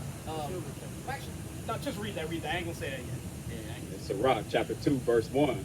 My son, if thou come to serve the Lord, prepare thy soul for temptation. Set thy heart aright, and constantly endure, and make not haste in time of trouble. now keep moving. Cleave unto him, and depart not away, that thou mayest be increased at thy last end. Whatsoever is brought upon thee, take cheerfully, and be patient, when thou art changed to a low estate. So when you come to serve the Lord, you got to prepare your soul for temptation. And you have to constantly endure. I'm going to tell you, man, you a young man, you 23. The temptation's going to be everywhere. So if you fall, don't beat yourself up, but like you say, hold yourself to a higher standard. Don't keep falling in the same ditch and then going, well, you know, it's just what I do. Like, no, be better, you know what I'm saying? But when it comes to sex is marriage, brother. Now, I'm going to tell you, that's why that girl getting at you like that, because spiritually she knows she tied to you.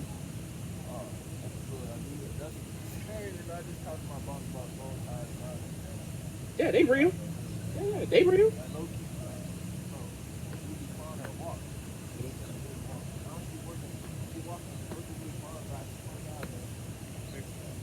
Hey, man. Judah do a lot of miraculous things out here, you know what I'm saying? Fixing all types of problems.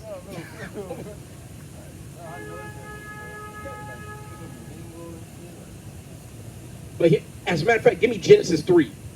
So one of the things that when we were cursed in the garden, the woman's desires are to her husband and he shall rule over her. That's why the longer y'all together, the more she act like you. She start to talk like you. She start to move like you. She be talking about, I would have did this, just like you. And you thinking in your mind, you a woman, you ain't gonna do that. But in her mind, she like you. You see what I'm saying? What is it? Yeah, no, to the woman. I got you. We'll be here, brother. Yeah. No, go to a bathroom. I don't want you picking up no charges, nothing like that. Yeah. I ain't gonna do that to you. Okay. Yeah. Go ahead and get this one real quick. They close at 6. I'll probably be back around 7. I'll probably Nah, we gonna be gone by then. Every Next Saturday. Next Saturday, 2:30. I'll be around here like Okay.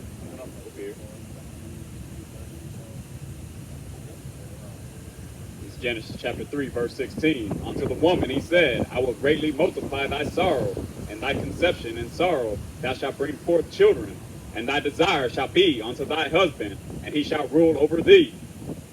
So now that you done had coitus with this woman, spiritually, that's your wife. Now, you didn't know about that.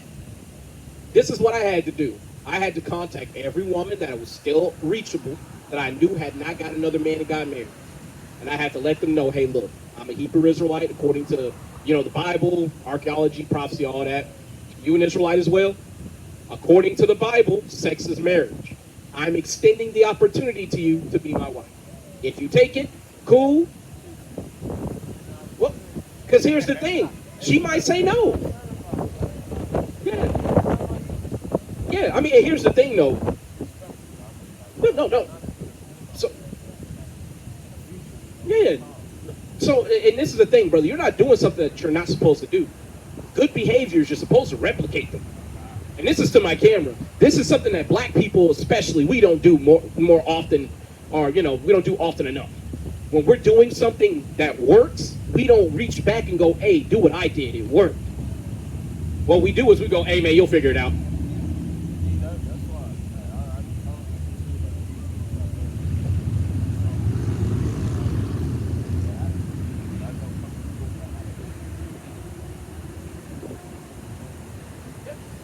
But and it's like we're saying, if you saw a mistake that you made cost you almost your life, and you see your brother about to have the same issue, help him out. You know what I'm saying? Niggas will watch you go through hell. And they're like, you could have did this and avoided. It's like, nigga, it's too late now. I'm standing right next to you. We both in jail. ain't gonna gatekeep none of that. I like to help. That's the party.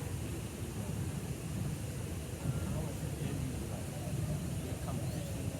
I just know I'm I'm going to tell you, ain't no competition while we in slavery. Shit. Yeah. While we paying tribute to our enemies, man, I ain't competing with my brother. If my brother got the low on something and he can help me out, I want my brother to help me out. Because guess what? I'm going to return the favor. Oh, it is. Crab in the bucket. I know. Niggas see you doing well. He like, I'm better than him. I'll show him. Yeah, he don't deserve it.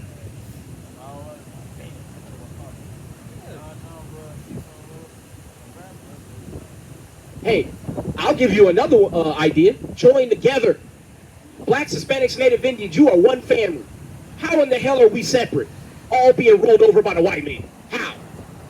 Because we look at each other like competition, and the white man making contracts and deals with all of us, making all the money. Shit, you think the people who own Telemundo are Mexican people? No. It's white folks. How about BET? White folks. Yes. BET is owned by white folks. Why you think they got all that Rap City shit on there? He owns a insignificant part. They love to do that. They'll put one of our people as the face of the brand. Yeah, a token. And then you'll be thinking, oh, this is a black organization, a Hispanic organization. Meanwhile, you paying money to your enemies. Why you think they pump all that rap music into our communities? Hey, man, we got to take control of our own stuff because blacks, Hispanics, and Native Indians, you God's chosen. And this is to my family who just walked by. We God's chosen, man. But keep God's commandments, brother. We'll be here if you come back. If you decide not to go to the gym, we will spend our whole time teaching you, brother. We promise. I got you.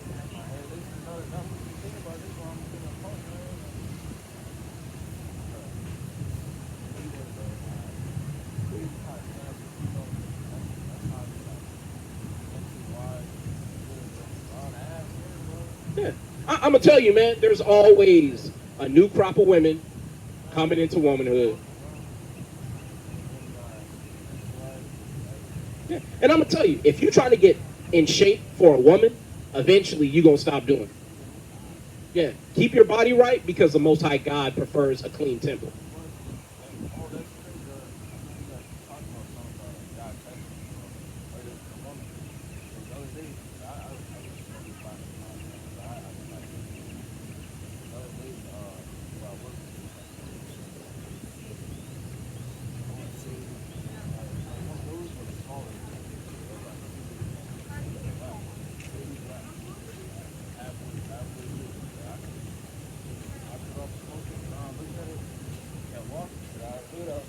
Yeah, it's a test, man.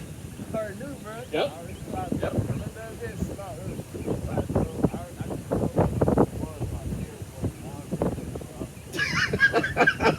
This brother said my favorite. I picked those up, wiped them off and smoked it, and then Yep. Hey, I never thought about that, man. I don't even think about that. I smoke other people, man. That's the point I'm like, man, what? I'm tired of sharing money, man. Y'all wanna, it's a look.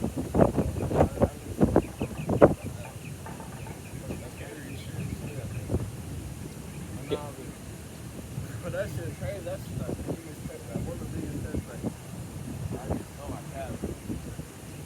Now, before you go, let us tell you how to use marijuana, because I know that's a stronghold on black people. You don't smoke marijuana at all? Okay. Okay. Hey, don't start. Don't start. I used to though. Okay. So give me Genesis 1 and 29. Once I got out there, I said I'm gonna get my life together. Okay. All praises. All praises.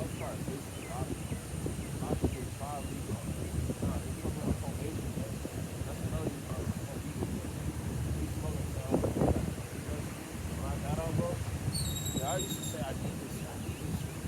Nah, bro, that is just smoking. Oh, I got ADHD, this and that. Like, that was just I smoked when I got out. I just don't like this shit. A week went by, or a month went by, I did my test. I'm gonna smoke this shit by accident. Next thing I think, I ain't up to I was getting on this thing. I tend to calm me down. I got to keep calm. That was my shit. Exactly, bro. I was like, I got to throw this shit away. But I'd rather be high on life or high on the And when you threw it away, you felt better, didn't you?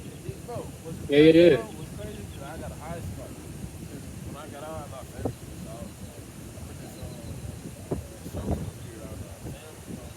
Put me out of a hotel. Mhm. That's why I was there. I know a spot to hide it.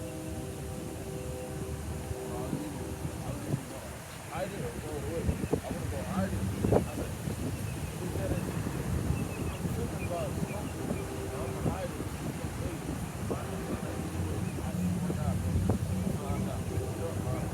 Yep. The Most High God, He rewards you when you do the right thing, man. Yeah. All praises, man. All praises.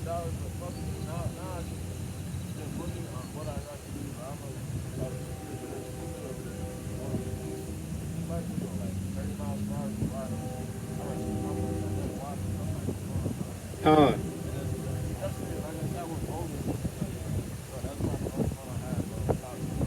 All praises, man. Yeah. Well, and here's the thing. It's not a sin to drink.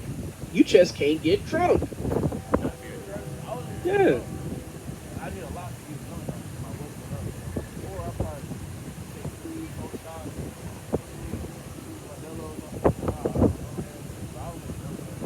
I mean, I was probably acting a fool, but I'm talking about you and two bitches, bro. Both of us can't hang together, bro. We got some fools like that. Now, if you know alcohol curbs your ability to make sound judgment, don't drink it in public. No, it do a lot of shit, bro. No Yeah. vibration, bro. It opens portals to Now you saying devil, when you come back, we gonna teach you some of the basics.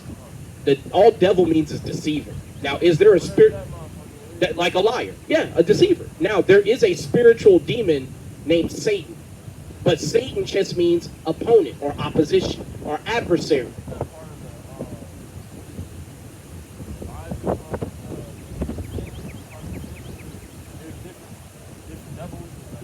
Nope.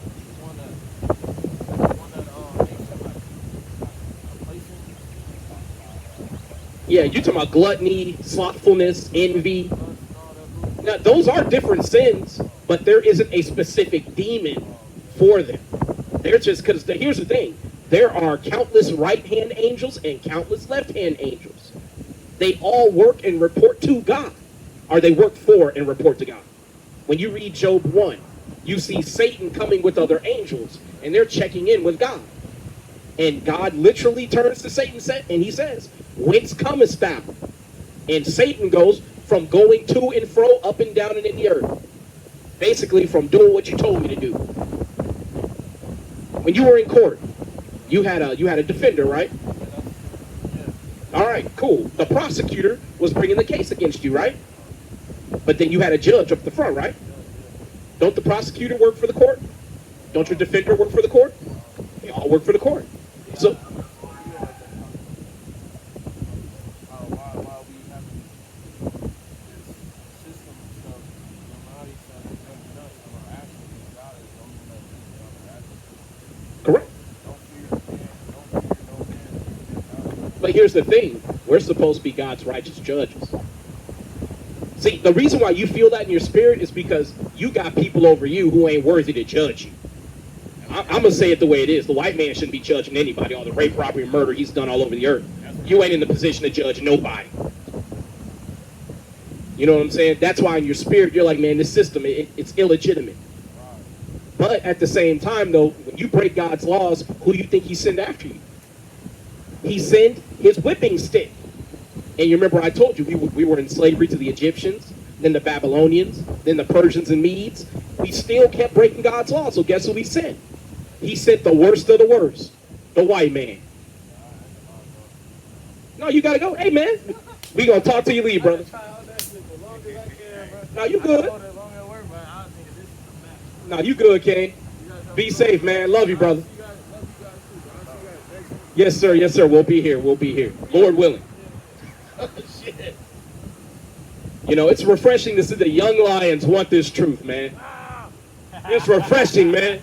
It really is. Because our elders don't want this shit to say their lives, bro. And it's sad when the elders, they're like, man, shit, I ain't got no time for the Bible. It's like, nigga, you about to die in 20 years, man. You sure? Shit, for real. You about to die, man. You sure? But see, to see a young king, and you can tell the Most High God guiding every step he making, man. That's why you got to let him know, like, hey, man, let me give you some context for what's happening in your life. That way you don't see all these things happening and just go, ah, it's a coincidence.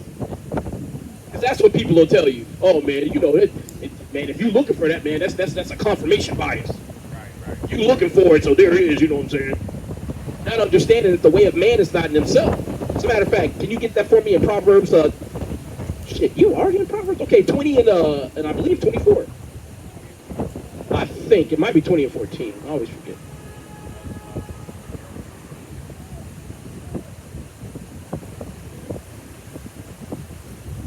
Nah, go to. Yeah, man's goings of the Lord. It's Proverbs chapter 20, verse 24. Man's goings are of the Lord. How can a man then understand his own way? So the Most High God is guiding that brother's steps. And see, Proverbs 21 and 1 counts as well for that, because the heart of a king is in the hand of the Lord. And like the rivers of water, he turneth it whithersoever he will. So the Most High God is making sure this brother getting laced up. And when he's thinking about going off, he got people in the world telling him, nah, bro, you can't do that. Your name Emmanuel. What you mean you trying to holler at me? I'm a married woman. What's your name again? What are the odds of him trying to do that to a woman who already know better? As many wicked sisters out here who will throw it back on a man, whether he handicapped, married, don't matter. Oh, yeah, I mean, and that's the thing, blacks, Hispanics, and Native Indian, man, you have to understand, man, you got righteous sisters out here. But I said this the other week, if you're a wicked ass nigga, you ain't gonna see him, because God keeping him far, far away from you. And rightfully so.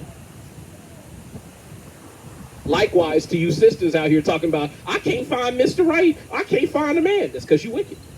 And you ain't gonna find him. All you gonna find is some damn bastard children and a new damn check coming from the government. You know what I'm saying? Because you have to put that nigga on child support. It is what it is, man.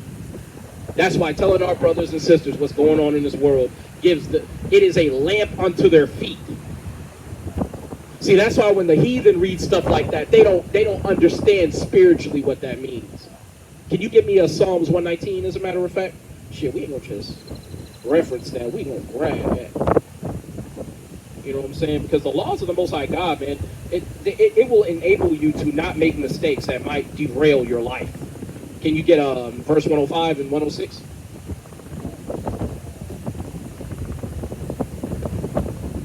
Psalms chapter 119, verse 105. Yeah. None. Thy word is a lamp unto my feet and a light unto my path. I have sworn, and I will perform it, that I will keep thy righteous judgments. Read verse 142. Verse 142. Thy righteousness is an everlasting righteousness, and thy law is the truth. I mean, for real. Psalms 119, if you had to pick any chapter out of the book of Psalms, I think chapter 119 is up there in the top 3.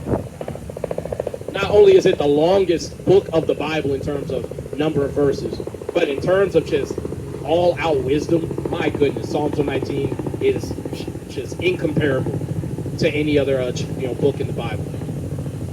Barring the first 5 books of the Bible, of course, the Torah, and the words of our Messiah, of course. And anywhere our God says, thus saith. Which is a lot, actually, in the prophets. But still, though, you know what I'm saying? Letting our people know that these laws, man, it will give your life meaning, context, direction, purpose. You know what I'm saying? That's one thing that Black and Hispanic people don't have is purpose. Some of us throw ourselves into the pursuit of women. We throw ourselves into our job. Some of us work ourselves to death in the gym trying to get a body that's not naturally meant for us. Yeah, pursuit of happiness, man.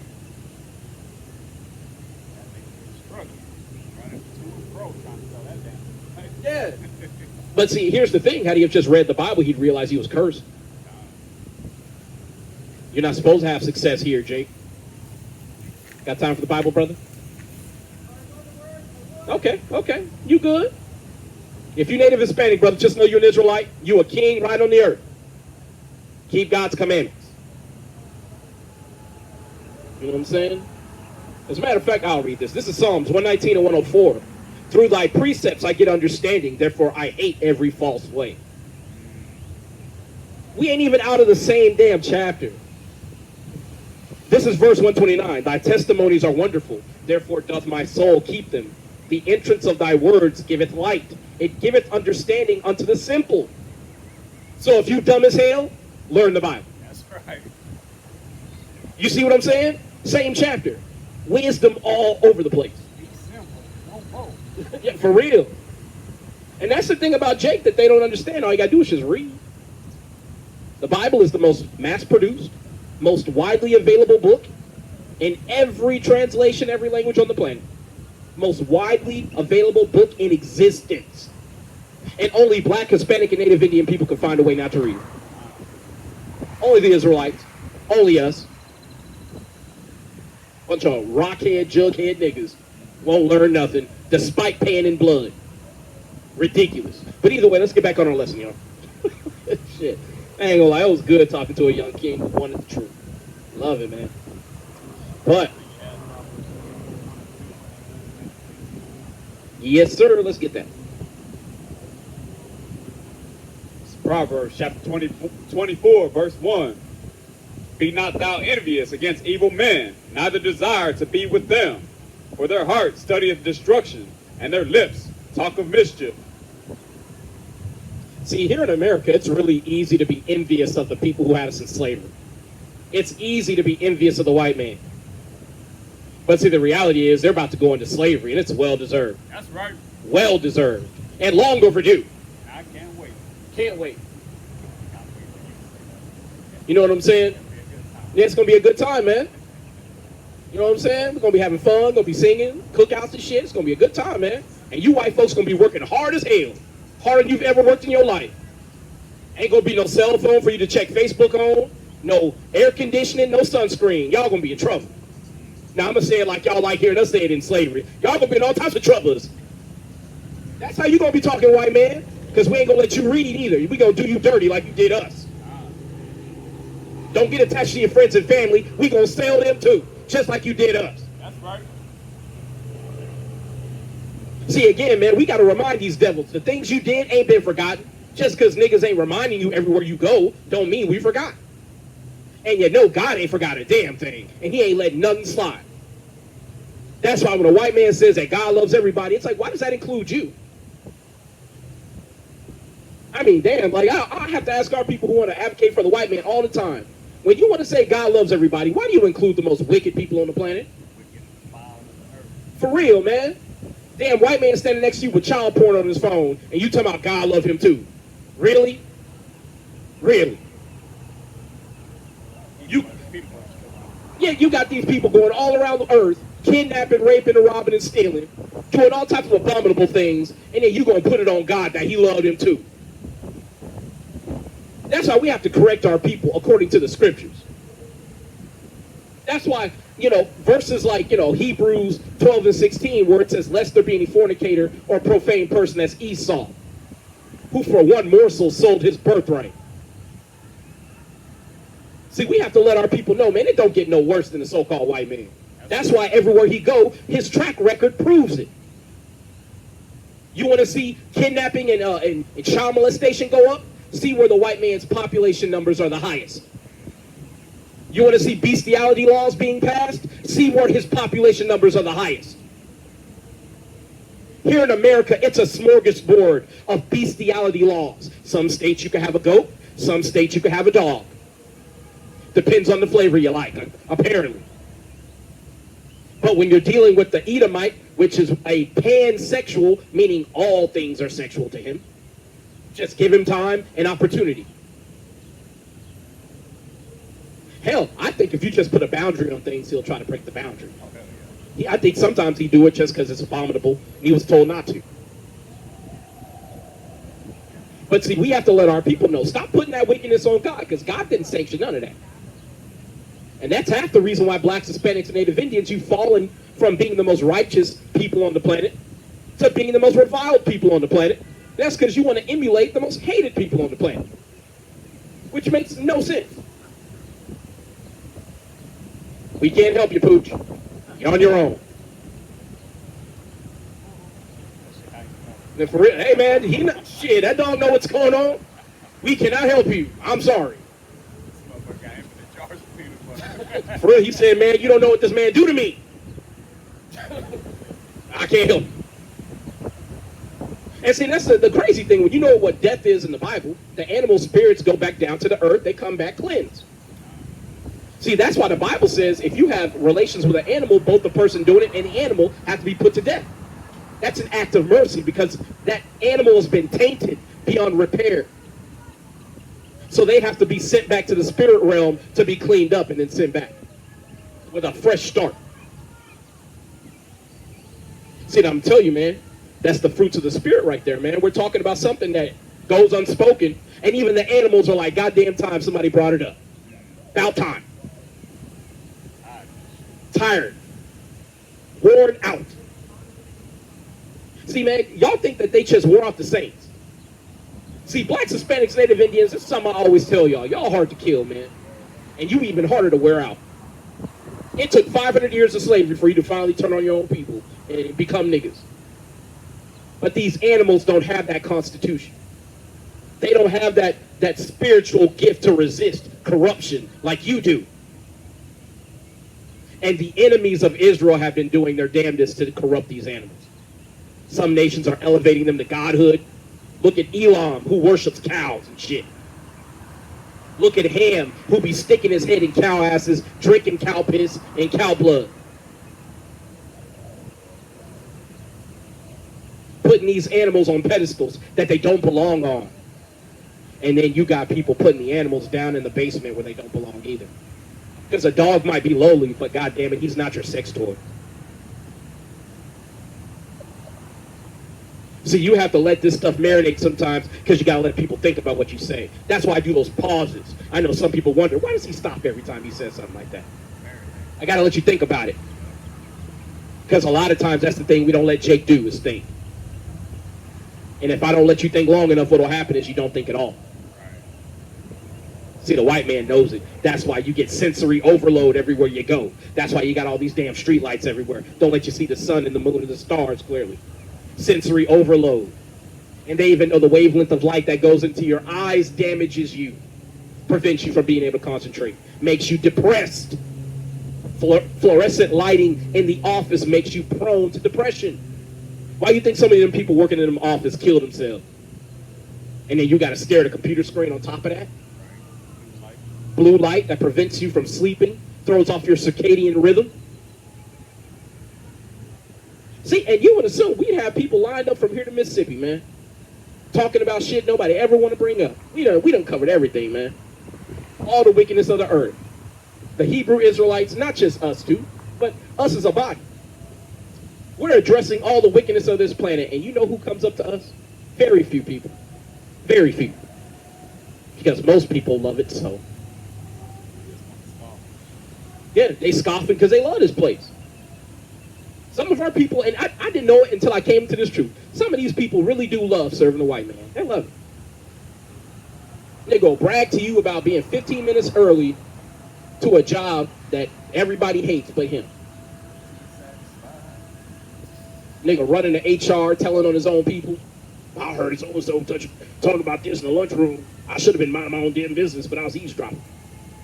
And they shouldn't be talking about that in the lunchroom. It's like, bro, like, we got niggas who love this place, man. They'll defend this place with their dying breath. As a matter of fact, give me Isaiah, I believe it's, I want to say 23, but I'm going to check. Hold on.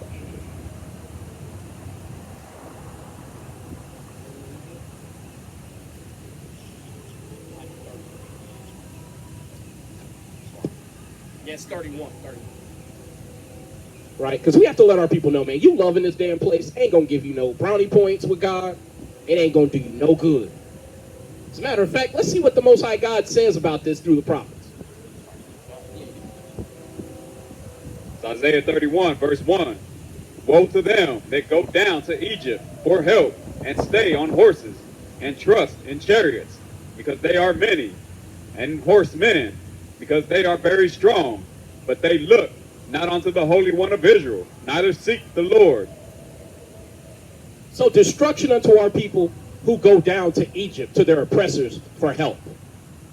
See, that's why we keep trying to tell you blacks, Hispanics, and Native Indians, man, things are going to improve until you realize who your enemies are and who your friends are.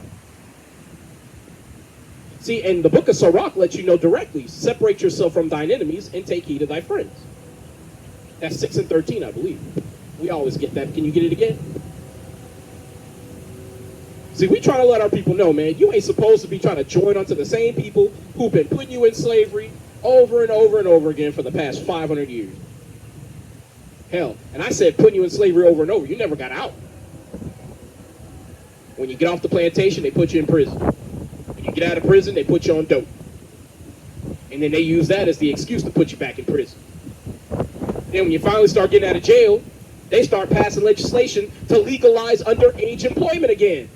They're bringing back the trimmings of slavery, and most of you don't even know what's going on. Not to mention, they're deporting Venezuelans and Mexican people. Who gonna do all these jobs? White man ain't gonna do them. That's for damn sure. He gonna try to get slavery going again, not understanding that he destroyed the very same niggas he trying to enslave. So we can't even do the work no more because you destroyed us too. You done wore out the saints. Yeah. Separate thyself. Sirach, chapter 6, verse 13. Separate thyself from thine enemies, and take heed of thy friends. Keep going. No, that's it. Right? You're supposed to be separating from these people, man. You ain't supposed to be trying to join hands with the same people who destroying the damn earth. See, that's why I was so, I damn near wanted to cry when that brother learned better. And he said, man, we're not the same. Because he walked up here saying that we was all the same. We bleed the same. And then it was a little bit of just learning. It wasn't even correction. Because, I mean, to be corrected means that, you know, you were taught wrong. And yeah, I guess you could say it's a lower form of correction, but it was easy. Brother was like, oh, I didn't know that. Let's go ahead and throw that shit away and take on some indispensable treasures out of the Bible. And that's the way it should be. You should readily throw the knowledge of this world away. Readily. Can you give me Isaiah 33 and you know what? Start at 15. Yeah, and read down to 17. Isaiah chapter 33, verse 15. He that walketh righteously and speaketh uprightly, he that despiseth the gain of oppressions, that shaketh his hands from holding of bribes, that stoppeth his ears from hearing of blood, and shutteth his eyes from seeing evil. He shall dwell on high. His place of defense shall be the munitions of rocks. Bread shall be given him. His water shall be sure. Thine eyes shall see the king in his beauty. They shall behold the land that is very far off. See, to the Israelites who are ready to repent and return unto their God, the Most High God has rewards waiting for his people. See, you blacks, Hispanics, Native Indians, man, y'all, the world look at y'all like y'all are nothing, man, and you built the entire earth. You even built the marvels over there in China, the Great Wall of China. A lot of it was started in the Tang Dynasty. Tang Dynasty employed Kunlun slaves, took them from the south and eastern coasts of Africa. And see, and that's the one part that they try to leave out of the construction of the Great Wall of China, because they don't want the world to know that it was built by black people. Can't have that. Can't have you niggas thinking that you better than what we say you are. See, the day is coming, man, where those of us who speak up rightly and rightfully stand up against wickedness and evil, you're not going to have to look over your shoulder for reprisal from your enemy who's walking up and down stolen land, raping and murdering children. You ain't got to wait on that no more, or look out for that. See you in slavery. It's going to be a good time. Your ass going to get worked to death. It's going to be a good time. Can't wait. And that proud look the white man got, it's going to be gone. Because if you got any toofuses in your mouth, because you ain't going to have them, because we're going to knock them out your damn head. See, he don't realize we're going to get a rod of iron to rule these damn nations with. And the way you used to beat us 39 times, we going to beat you 39 times at a time. Because the white man can't get right, so most of your day going to be spent whooping his ass. It's going to be a good time. And I love how the white man look up at the sky where the sun is, that sun burning. What's that relationship like? To gaze up into the heavens and get burned in return. See, that's why I love it when they try to look arrogant. I'm going to remind you of all your shortcomings. What's it like to shoot blanks and not be able to have kids? What's that like? What's it like to get skin cancer at 25? What's that like? How about having crow's feet in middle school? We don't know nothing about that. See, again, you want to be proud? I'll remind you about yourself. You're the least of the nations. The least and the absolute worst.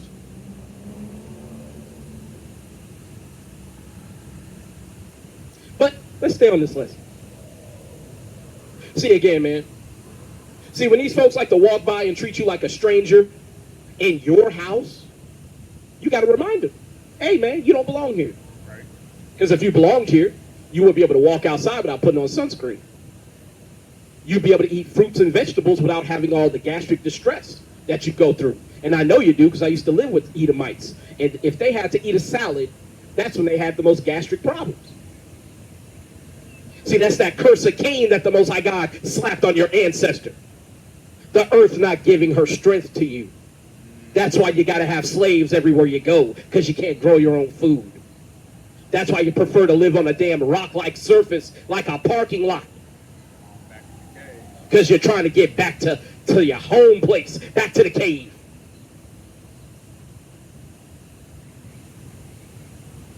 And to you blacks, Hispanics, Native Indians who are trying to have your own safe spaces, just have a brother like me come out.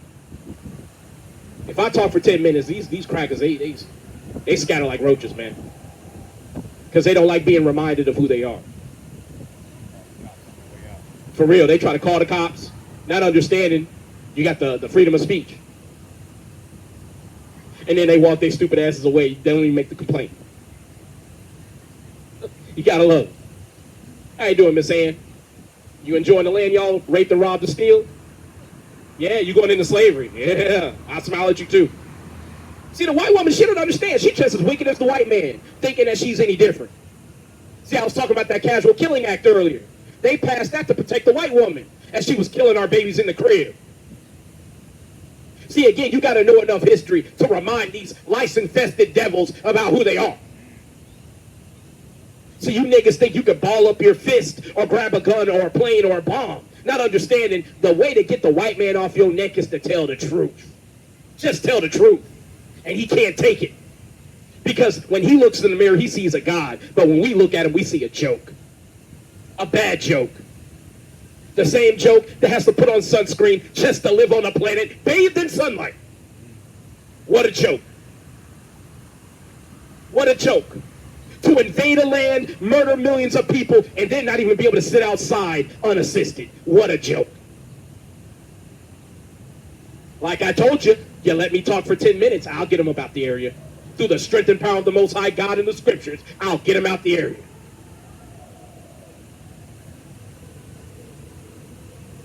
See, the Bible says, resist ye the devil and he will flee from you. But if you think you're going to resist by the strength of your flesh, well, you're not resisting at all. You're playing right into their hands. Because what's their blessing? The sword. And the sword is an implement to make up for his physical shortcoming. That's why the white man was the first nation to have iron weapons. It put him in a tier, martially above any nation on the planet. The only thing that was more powerful than an iron weapon at the time was a righteous Israelite. But it's a shame Jake learned slow. And we commit to righteousness slower than anybody else. So the white man got to have a field day. See, that's why sometimes my people, man, I'd be so disappointed in you niggas, man. For real. Just the patience be wearing thin. But then I got to remind myself all the things that happened to us. Get me Daniel 9 and 12. Because, see, when we're talking about our people, you have to understand all the things that have happened to us. See, we didn't become niggas overnight. And we stepping off the lesson, right? You know what I'm saying? It started 11. But we stepping off the lesson because it's very important that our people understand that we didn't suffer for nothing. God didn't just go, oh yeah, now you're enslaved. See, that happened for a very real reason. Let's see why. Daniel chapter 9, verse 11. Ye, all Israel, have transgressed thy law, even by departing, that thou might not obey thy voice. Therefore the curse is poured upon us, and the oath that is written in the law of Moses, the servant of God, because we have sinned against him, and he hath confirmed his words, which he spake against us, and against our judges that judged us, by bringing upon us a great evil. For under the whole heaven hath not been done as has been done upon Jerusalem. See, that's why everybody talking about they want advocacy with various governments on the earth. They want protection. But Black, Hispanic, and Native American people, you've been victimized harder and more often than any other group of people on the planet. And don't nobody give a damn. See, that's why you can have a whole neighborhood full of black folks, but the people operating the nail salon or the food mart are your enemies. And yes, I'm not just talking about the white man, I'm talking about the Asian man too. The same Asian man or lady who'll be following you around in their damn store, talking shit about you in Vietnamese. Talking about hurry up. If you got no money, you can't use my bathroom. But they in your neighborhood though. And they got the nerve to get incensed when niggas finally have enough and want to chase them up out the area. All of a sudden they want to go, well, why they mad at us? We're providing a service. Asian hate. I'm gonna tell you, when I saw them videos of them Jakes hitting Moab and shit upside the head with brakes and shit, I was like, yeah, all praise. About time. About time. Because I'm gonna tell you, man, there's always gonna be a goon squad among your people. If the goons can at least get the right target, I won't have a problem with them. You know what I'm saying? See, you Blacks, Hispanics, and Native Indians, you don't realize your brothers who are prone to violence, once upon a time, they have an army to join, a code of ethics to uphold, and they would have been honorable men because they would have put their violence on your enemies and kept your people safe. But see, now you have a bunch of warriors without a country. Ronin is what they call them. Samurai without a master or a country. No cause. And as a result, they have to make a cause. And what if you don't have men are sensible adults to teach you what an honorable cause is. That means you commit to any cause that fancies you. So what if you like running up in niggas' houses? That's a cause you'll commit to. What if you like quick money? Selling drugs is a cause you'll commit to, with the violence to back it up. But what if you had a country that could provide you all the material things, so much so that it was immaterial? Now what are you going to do? Because now the motivator to be wicked is gone. You're already prosperous. Now we get to see your true character. That's why I know most of our people are not wicked, they're misguided. They've never been given an honorable cause. And yes, there are some wicked amongst us. There are. However, there's far too many of our people who have been misguided, miseducated, and mistreated. And that's what gave rise to what they are. As a matter of fact, let's go to Romans real quick.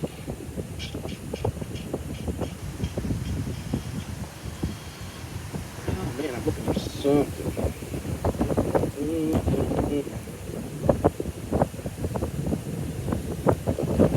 As a matter of fact, get 10 and 1 and read through to 3. If there's something else I'm looking for, I'm just going to get this as a placeholder. It's Romans chapter 10, verse 1.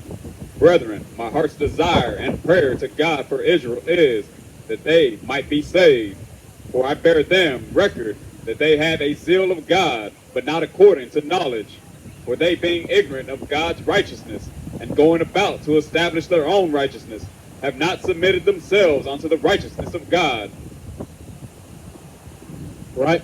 So the Most High God has selected us as his honorable people, his honorable vessels. That's why Paul expressed that his hope and his desire is that Israel be saved. So much for the mixed multitude and the Gentiles, right? Because y'all say Paul is the emissary to the Gentiles. See, most of y'all don't know who the Gentiles Paul is referring to, so I take a small jab at you on that. But we have a record, or we have a zeal for God, but not according to knowledge. That's the record that Paul bore unto his people. See, and I love the sideways glances that we get as people walk around pretending to be black men, trying to look like us, trying to act like us, trying to dance like us, trying to talk like us. I love that. Borrowed culture. See, that's why, again, we have a zeal for God, but not according to knowledge. If we had enough knowledge, we wouldn't have shared our culture with the same people who had put us in slavery. See, I wouldn't share my culture with the women who would then turn around and try to do everything except for honor my people. They want to do their hair like our women. They want to carry themselves like our women. But when it comes to being sensible and friendly to us as people groups, they can't do it. That's because they are enemies, and they're not meant to be our friends. And the sooner you Israelites understand this, the sooner you'll turn back to your God and stop putting these damn heathen above the wants of your God. Dare I say the commandments of your God. Because he ain't asking, he's telling. He told you to keep his commandments, and if you refuse, you will suffer. And he delivered on that. But brother, can you go ahead and grab me in Romans? Grab me Romans. Yeah, we'll do this. Give me Romans 8 and 28 and read down to 33. Because despite all of our enemies victimizing us to the extent that it's never been replicated anywhere else on the planet or with any other people group other than the Israelites, the Most High God still sees that we are a people worthy of redemption because he promised it unto us. And he's going to justify his elect despite them warping us beyond recognition in terms of our behavior. But here you go, brother. Romans chapter 8, verse 28. And we know that all things work together for good to them that love God, to them who are the called according to his purpose, for whom he did foreknow, he also did predestinate to be conformed to the image of his Son, that he might be the firstborn among many brethren. Moreover, whom he did predestinate, them he also called, and whom he called, them he also justified.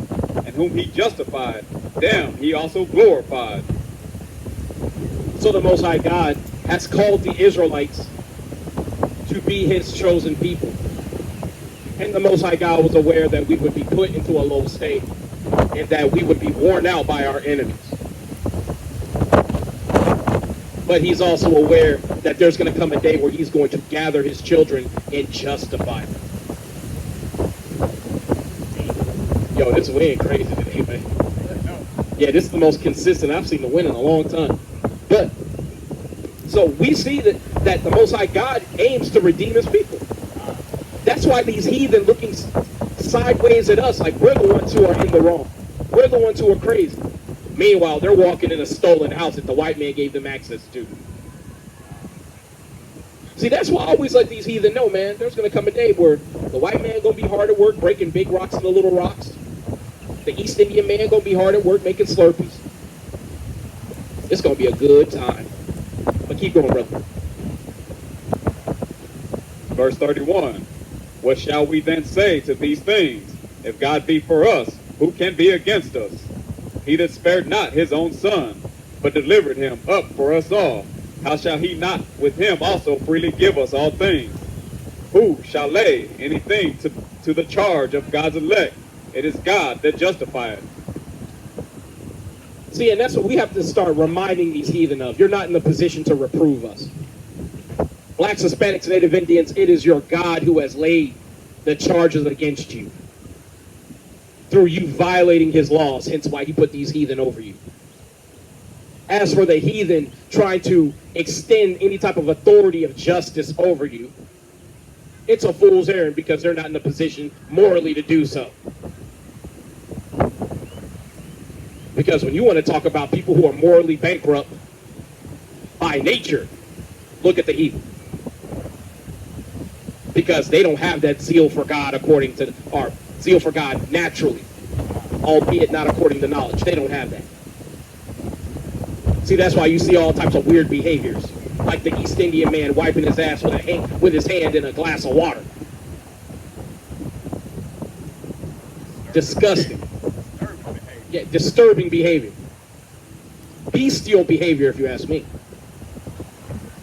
See, you don't have to remind an Israelite when he takes a bath or a shower to wash his whole body every time. But you got to tell a white man that. You got to remind him, hey, get your feet and your toes, get your legs.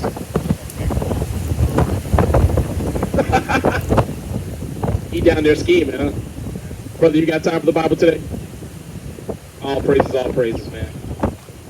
How you doing, brother? Hey, you know who you are in the Bible? What nation you come from? Are you Mexican by chance? What's your father? He's black? You're from the tribe of Judah, man. Albeit you look different than us, you are a brother, man. Yeah. But brother, just know you're an Israelite. Keep God's laws, buddy. All right, brother? Of course. Tawada. Or thank you, brother. Thank you. Yeah. See, if we weren't out here to let our people know who they were, man, nobody would tell them. And sister, you ain't gonna have to work like this forever. You a queen? Well, you a princess. Ain't no queens. Queen means prostitute. As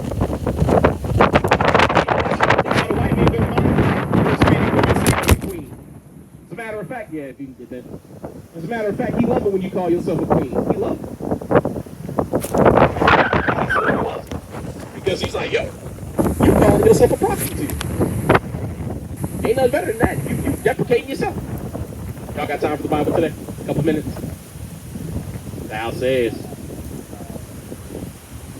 Yeah, man, if you're trying to celebrate Easter, man, I really might want to search for Easter in the Bible because it ain't in there. It's not in there. Passover is, though. See, and it's a shame, man. We try to tell our people how to get closer to God because, you know, everybody thinks that they're doing God's work.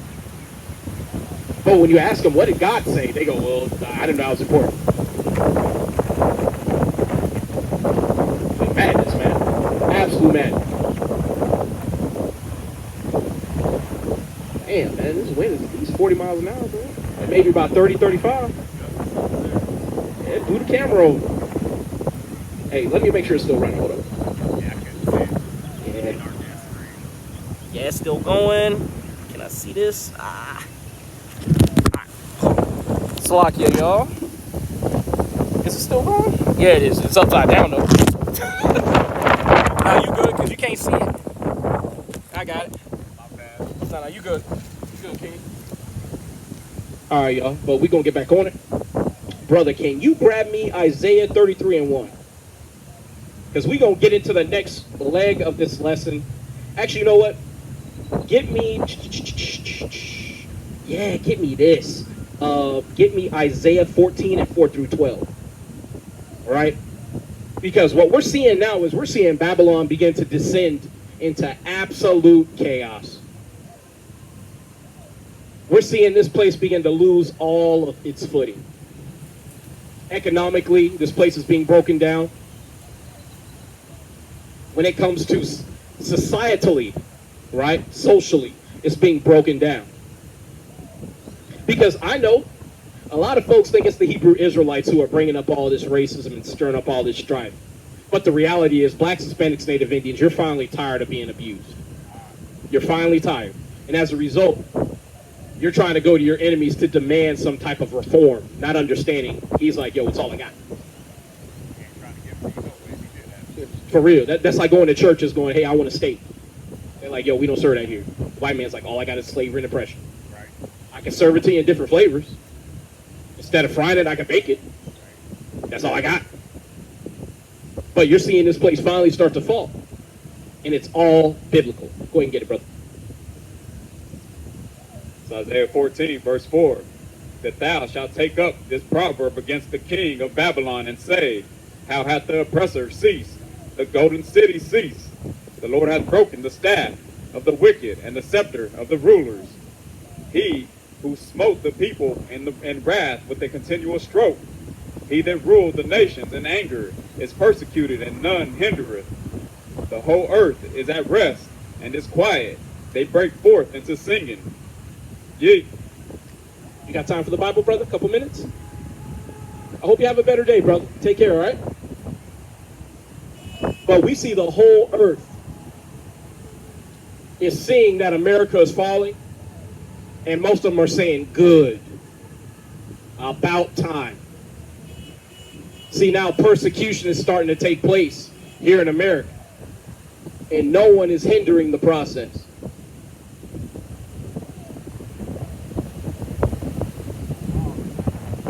Hey, man, shit. If they trying to interrupt the word, hey, man. You putting your life in peril, man. Most High God will kill your ass behind the wheel of your car. You fall in that shit and just be a longhorn at that point. Shit, be careful, man. Shit, and that's the thing. It's easy to make fun of God's servants. It's easy. But see, the day is coming, man, when the Most High God gonna give his servants power, man. You people gonna be in dire straits. See, that's why seeing America fall the way it is, man, it brightens my day and lifts my spirit. Just to see that this place is now being reviled among all the nations on the earth. America's finally starting to be persecuted and no one's hindering it. You ain't heard no nation try to correct China on all them tariffs. Their response to all the tariffs that they had put on them and then they put on America, ain't nobody trying to weigh in and go, hold on, let cooler heads prevail. They going, well, shit, let China chew them up.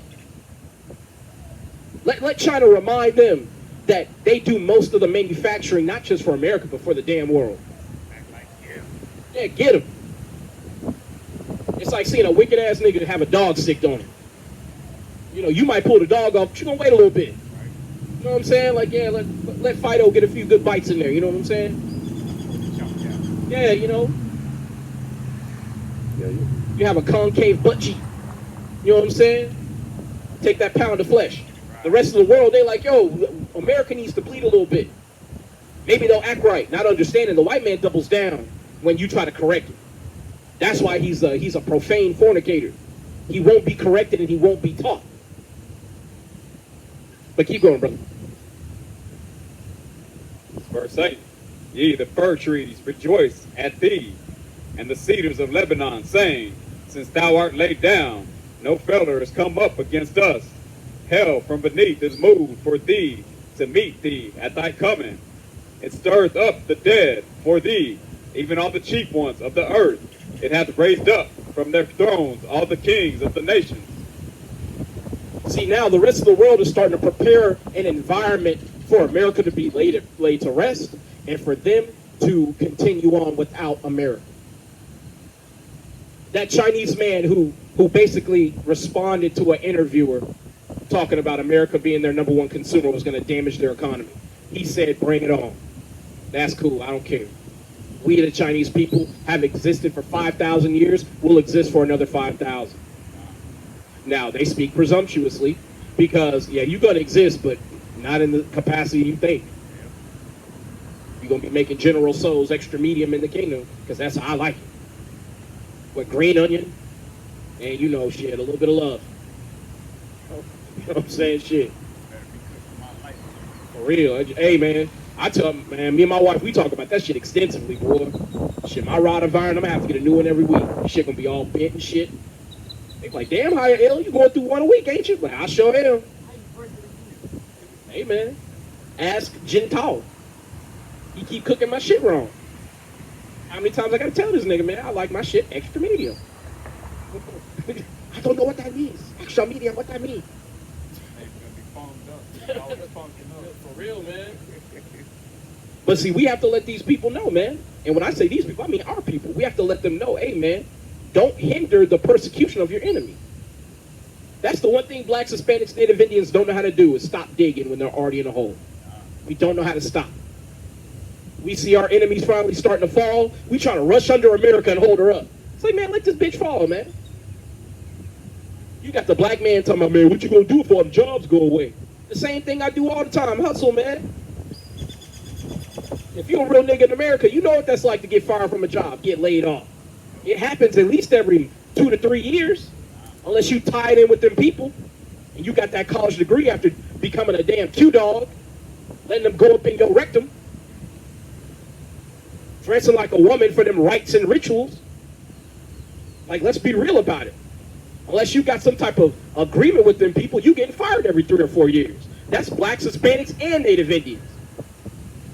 These people hate you here in America. But the reality is, you guys chose them. So stop helping your enemy when they're on the way out. But brother, keep going. Verse 10. All they shall speak and say unto thee, art thou also become weak as we? Art thou become like unto us? Thy pomp is brought down to the grave, and the noise of the vials. The worm is spread under thee, and the worms cover thee. How art thou fallen from heaven, O Lucifer, son of the morning star? How art thou cut down to the ground, which does weaken the nations? So what you're seeing is all of America's allies and enemies, and I say allies tentatively because all of her allies are now becoming enemies. But the reality is now they're starting to say, hey man, y'all weak just like us. So why are you in rulership if you no longer can just, like, you know, bogart us any way you want? Boy, you have to keep saying it, man. Blacks, Hispanics, and Native Indians, you cannot resist your oppressor. You just can't. You just can't.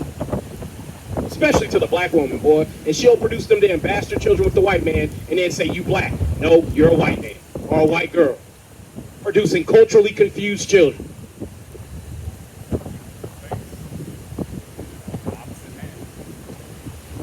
See, and that's the reality, man. Can't correct our people for nothing, man.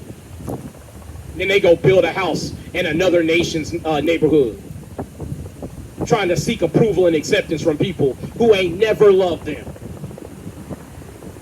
As a matter of fact, can you give me Tobit?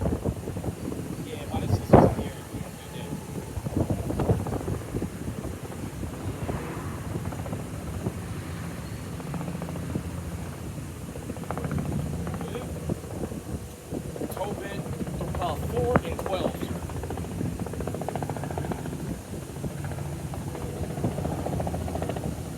Tobit chapter 4, verse 12.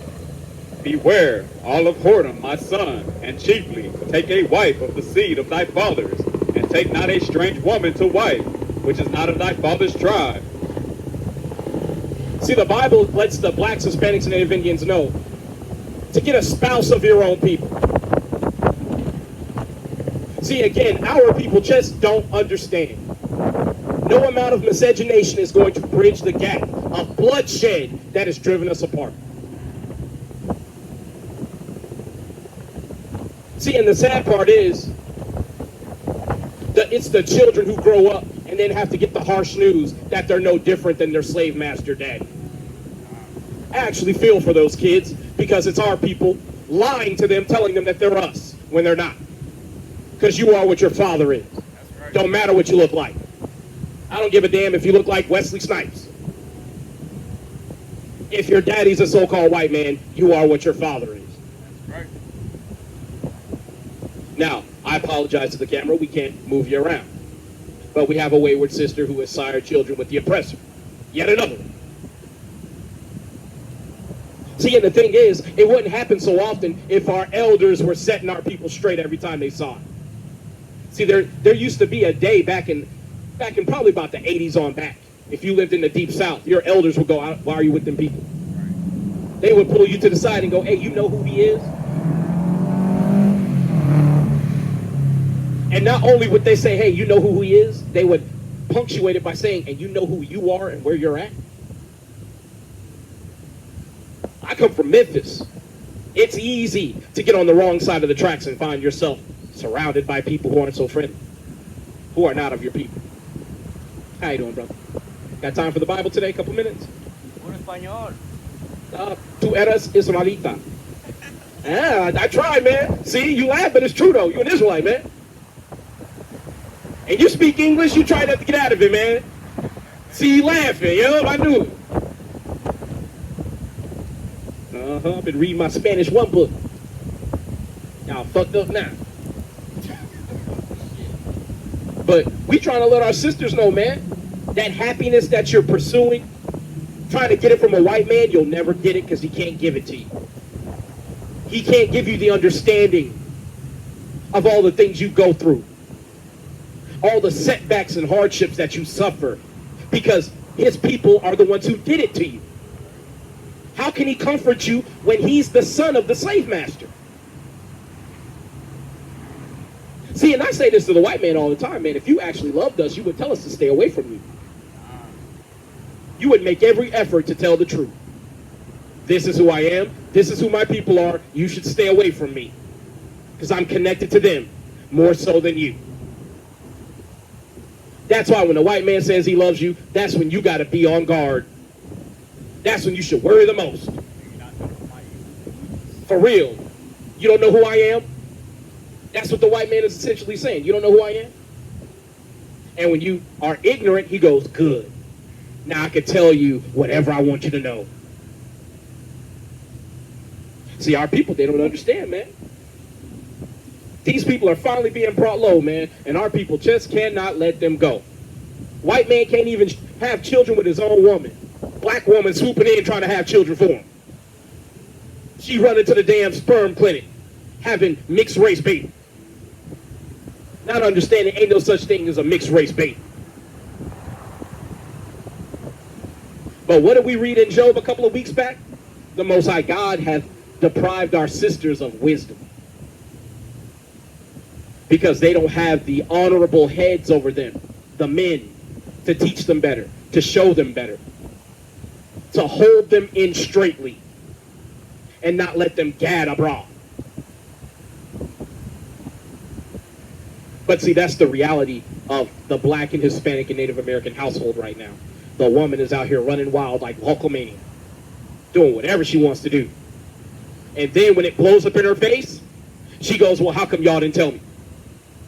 And I need you to take care of me and this bastard son who the white man doesn't want anything to do with.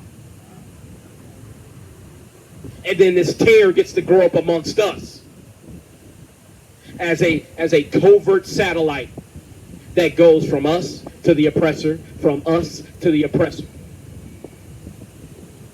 See, y'all might want to read about something called the talented tenth. The talented, I can't say it, talented tenth, right? W.E.B. Du Bois and men like him.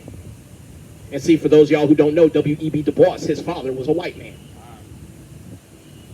See, most of y'all don't even understand. A lot of these so-called black visionaries who were instrumental in creating these black colleges, these HBCUs, they were tares.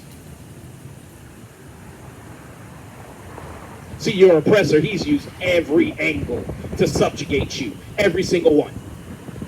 And he is not above having children with your women and then sending those children back in to get you to do what he wants you to do.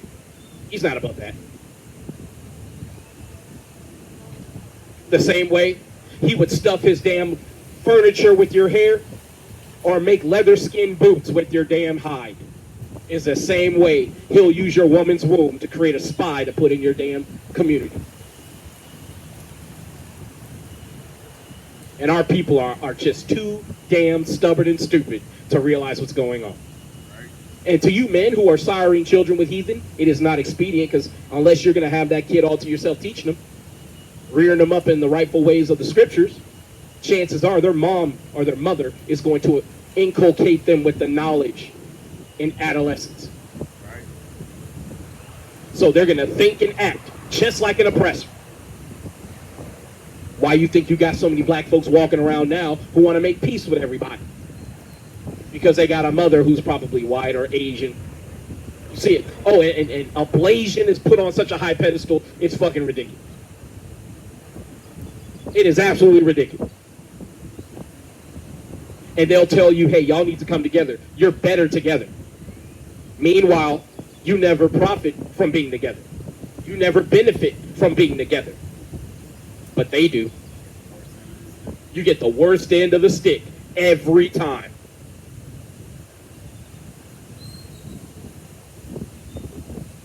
Again, man, I be feeling bad for them dogs, bro. See, and the white man and woman ain't above tag teaming no dogs. See, the wickedness knows no bounds. I'll tell you. Give me Hebrews 12:16, bro. Yeah, man. Our people really don't understand what's going on, man. As a matter of fact, get Job 30. Yeah, get Job 30. Yeah, that's what we gonna get. See, we gotta let it be known, man. Even Job knew what the deal was with these Edomites, bro. They can't be trusted around dogs.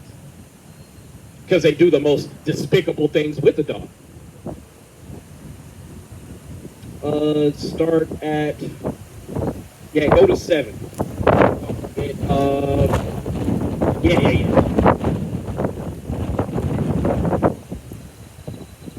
Job chapter 30, verse 7. Among the bushes they brayed, under the nettles they were gathered together. They were children of fools, yea, children of base men. They were viler than the earth. And now I am their song, yea, I am their byword. They abhor me, they flee far from me, and spared not to spit in my face. Because he hath loosed my cord, and afflicted me. They have also let loose the bridle before me. Right? So, when it says, among the bushes they brayed, and under the nettles they were gathered together. See how they always show, like, cavemen going, oh, and all that shit? That's how the white man used to be. He had no spoken or written language. See, that's why we have to let blacks, Hispanics, and Native Indians know. You're emulating a people who once upon a time lived in a cave and ate out of the skulls of their ancestors. Who didn't even know how to cook their food. Why you think they like their meat raw or medium rare, which is basically partially raw, for those of you who've ever cooked a steak. I always say it, and I'm going to keep saying it. I used to have a roommate, right, Edomite. We would go out to a restaurant, he'd always get a steak, porterhouse if he could, and he would tell them, I want it as raw as you could legally cook it. All the flavor. Yeah, man, it wasn't about no flavor. That's what they say, though. Yeah, well, because they like the taste of the blood. Yeah. And I know that for certain. Because at the end of eating that raw steak, he would take his biscuit, bread, or whatever he had, and he would sop up the blood and eat it. And it was disgusting every time. And that's what those people do. But we have to come out here at the cost of our time and lives to tell our people to separate from the man who's been raping and killing you for the last 400 years. We have to tell our brothers to leave Miss Ann alone, despite the fact that Miss Ann bathes once a week. For real, man. Unsure. You know what I'm saying? Unsure pussy. It is what it is. Y'all got time for the Bible today? And while we're on the subject of heathen, right? So the African man over in Africa, he loves to call the African American man a kata, cotton picker. So I bring that up because we got two folks who look like they're from Africa walking by, gave us a side eye, looked at us like we crazy. See, and I love how the Nigerians, the Senegalese, all of our West African brethren, they'll talk all that shit about us being lazy till they come over to America and realize all we do is work. See that? Now they put up videos apologizing to us because they didn't know how devilish the white man really was until they got over here and had to live amongst them.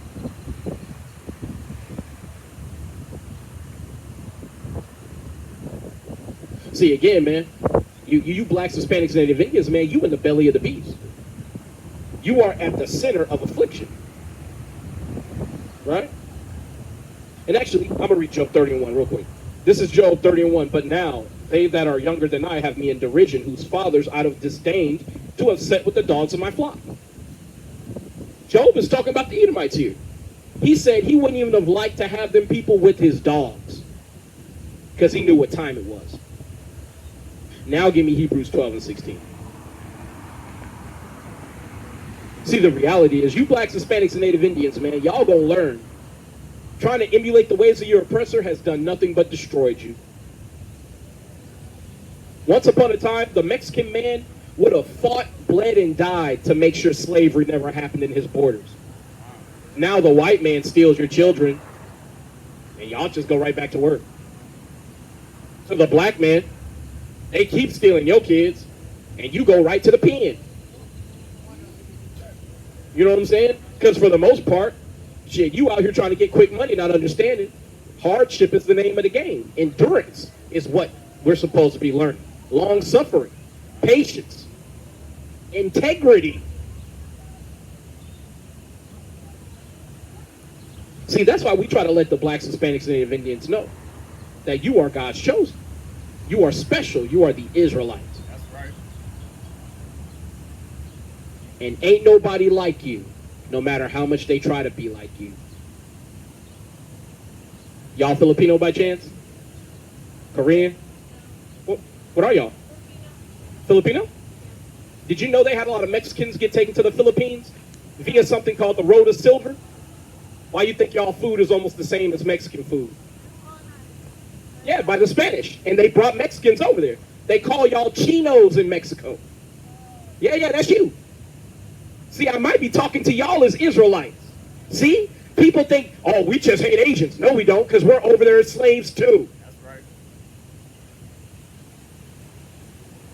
See, again, this is only Greek to people who don't understand the scriptures. And when I say Greek, I mean it's incomprehensible. You don't understand it because you ain't read a book. How you doing, sister? You a princess on the earth, all right? One of these days, you're going to get everything your heart desires. You ain't going to be working for these white folks no more. It's going to be a good time. See, blacks, Hispanics, Native Indians, you God's chosen. Keep God's laws so he can get this white devil's foot out of your ass. But see, some of y'all into a little foot play, so y'all gonna keep doing shit God don't like. I'm just gonna say it the way it is. Some of y'all like sadomasochism and all that. I mean, shit, I know it's in bad taste, but shit, look at what happened to Sakar. Hey, don't hate the player, hate the game. It is what it is. I didn't do it. Shit, niggas be like, well, why are you talking about that? Shit, why aren't we talking about this? That's part of the damn problem. We won't talk about this. As a matter of fact, give me 2 Maccabees. Hold that, but give me 2 Maccabees 4. We bring this out all the time. I believe it's 2 Maccabees 4 and 14, but let me make sure. 15 to 16. 4 and 15. We need to be talking about this. how a lot of blacks, Hispanics, Native Indians like nothing more than to have the white man dominate them. And I use the word dominated or dominate on purpose because that's the terminology that came out of the leadership of Sakar. And when I say the leadership, I mean the leader. That's what his fancy was. And to add insult to injury, he wanted his woman to go get raw dogged by the oppressor and then come back and dominate him, getting as close to the oppressor homosexually as he can. And to any of the brothers who used to congregate with us, come on back, because I know it don't feel good having left in favor of somebody who wanted to do those things. So hit me up. No love lost. We all fall, but we get up. You know the gospel song. We fall down, but we get up. For a saint is just a sin. All that shit. Come on back. You got had, we got had. You ain't the only one who got tricked. I got tricked too. I sent my tithes in. I went to all the damn shit that I could while I was in Sakari. Come on back. Because if you respond to this message, that means you watching the video. Stop bullshitting. Come back and do the work. Don't let the inordinate affections of one man take you out of the pulpit reaching your people. Enough is enough. Be a man. Stand on your own too, and let's do this work. But go ahead and get it, brother. 2 Maccabees chapter 4, verse 15. Not setting by the honors of their fathers, but liking the glory of the Grecians best of all, by reason whereof sore calamity came upon them, for they had them to be their enemies and avengers, whose customs they follow so earnestly, and unto whom they desire to be like in all things. Right? So that's why we have to tell blacks, Hispanics, and Native Indians that you're not supposed to be like your oppressor, the white man, who likes pedophilia and bestiality and homosexuality. You're not supposed to be like them, because look at what it's done to them. That's the one thing that you blacks, Hispanics, Native Americans will not do, and that is count the cost of what it has done to you to be this damn wicked. You won't even look at your overlord and oppressor and be honest about what has happened to him.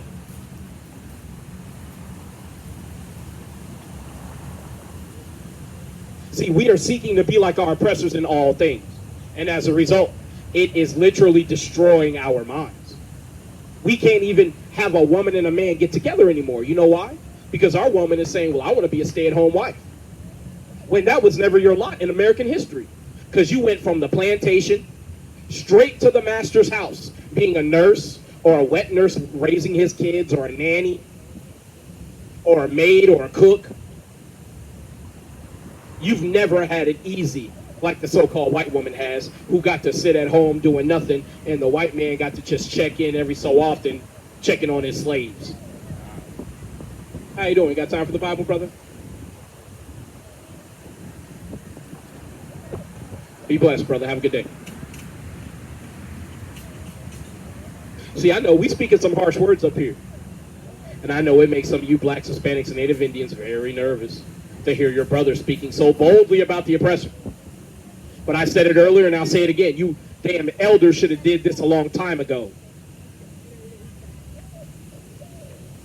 See, half the issue with blacks, Hispanics, and Native Indians being dominated by so-called white folks is the fact that our people won't stand up and declare their independence and separate themselves from their oppressor. And we still have our elders leading the way straight to the damn plantation. They tell you, hey, you need to grow up, be responsible, and go to college and get a good job. They don't tell you, hey, let me teach you something so you can stand on your own 2 feet, operate your own business, and be independent. They tell you to be a slave. And then when that don't work out for you, they blame you that the white man don't like you, when the white man never liked any of you. Again, I'm not saying anything y'all don't know. So you might not want to agree with it publicly, but you know it's true. You know it's true. You feel it every time you go into work. You feel it every time you try to go into an area that's luxurious, and then they look at you like you don't belong there. We had a brother stand up here earlier. He said he went to a bar and he could feel the ambience was just all off. He felt unwelcomed. But the reality is, you are unwelcome, but that doesn't mean you're unneeded. They need you to do everything, including grow their food, including build their house. See, the next few years here in America is going to be very interesting because we ain't got the people who normally build houses around here. But anyway, go ahead and get it, brother.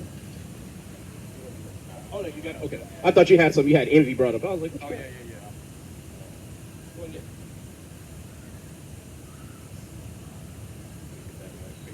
Sirach 9 and 11, and not the glory of the sinner. Sirach chapter 9, verse 11. Envy not the glory of a sinner, for thou knowest not what shall be his end. See, we're not supposed to be envying our oppressor because we don't know how things are going to turn out. We don't have any idea what God's judgment is going to look like. And see, you're starting to see God's judgment begin to shape up now. Black and Hispanic man. That's why we always advocate for separating from your enemies and taking heed of your friends. But the thing is, who are your friends? See, we just had 3 Filipino girls who thought that we were talking against them, not understanding that you might be our friends because we are scattered to all nations.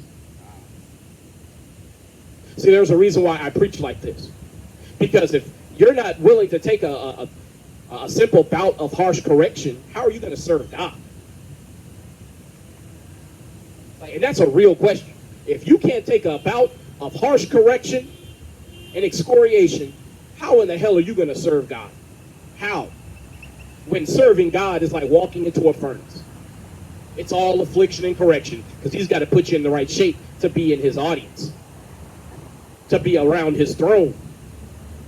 Hell, the Most High God is so perfect and pure that no being can stand before his face. So everybody's held at arm's length to an extent, even the angels. Because the Most High God is the penultimate, the absolute power. And to be in God's midst, you have to be correct. Right? But, as a matter of fact, shit, go and get it. 1 Timothy chapter 5, verse 20. Them that sin rebuke before all, that others also may fear. See, and give me open rebuke is better than secret love. See, we're supposed to be rebuking our people. Part of the issue is you niggas don't want to be corrected.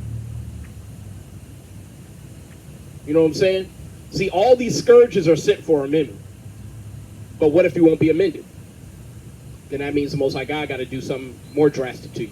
And more drastic, and more drastic, and more drastic. And eventually you get to Ezekiel 7 and 23 where the worst of the heathen is coming to your gates to put you in slavery. Right? Go ahead and get it. Proverbs chapter 27, verse 5. Open rebuke is better than secret love.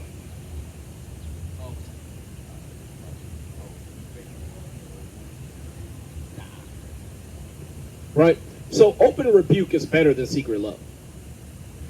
We're supposed to be openly correcting our people. As a matter of fact, get me Isaiah 58. Because we're going to go to the mission statement of our office. See, we're supposed to be crying out and sparing not and lifting up our voices like trumpets. Right? We're not supposed to be sparing our people's feelings. Go ahead and get it when you got it. It's Isaiah 58, verse 1. Cry aloud, spare not, lift up thy voice like a trumpet, and show my people their transgression, and the house of Jacob their sins. See, we're supposed to be trying to show our people what they're supposed to be doing in order to adequately serve the Most High God. Right? And I know some of y'all say, well, we should be saying these things behind closed doors.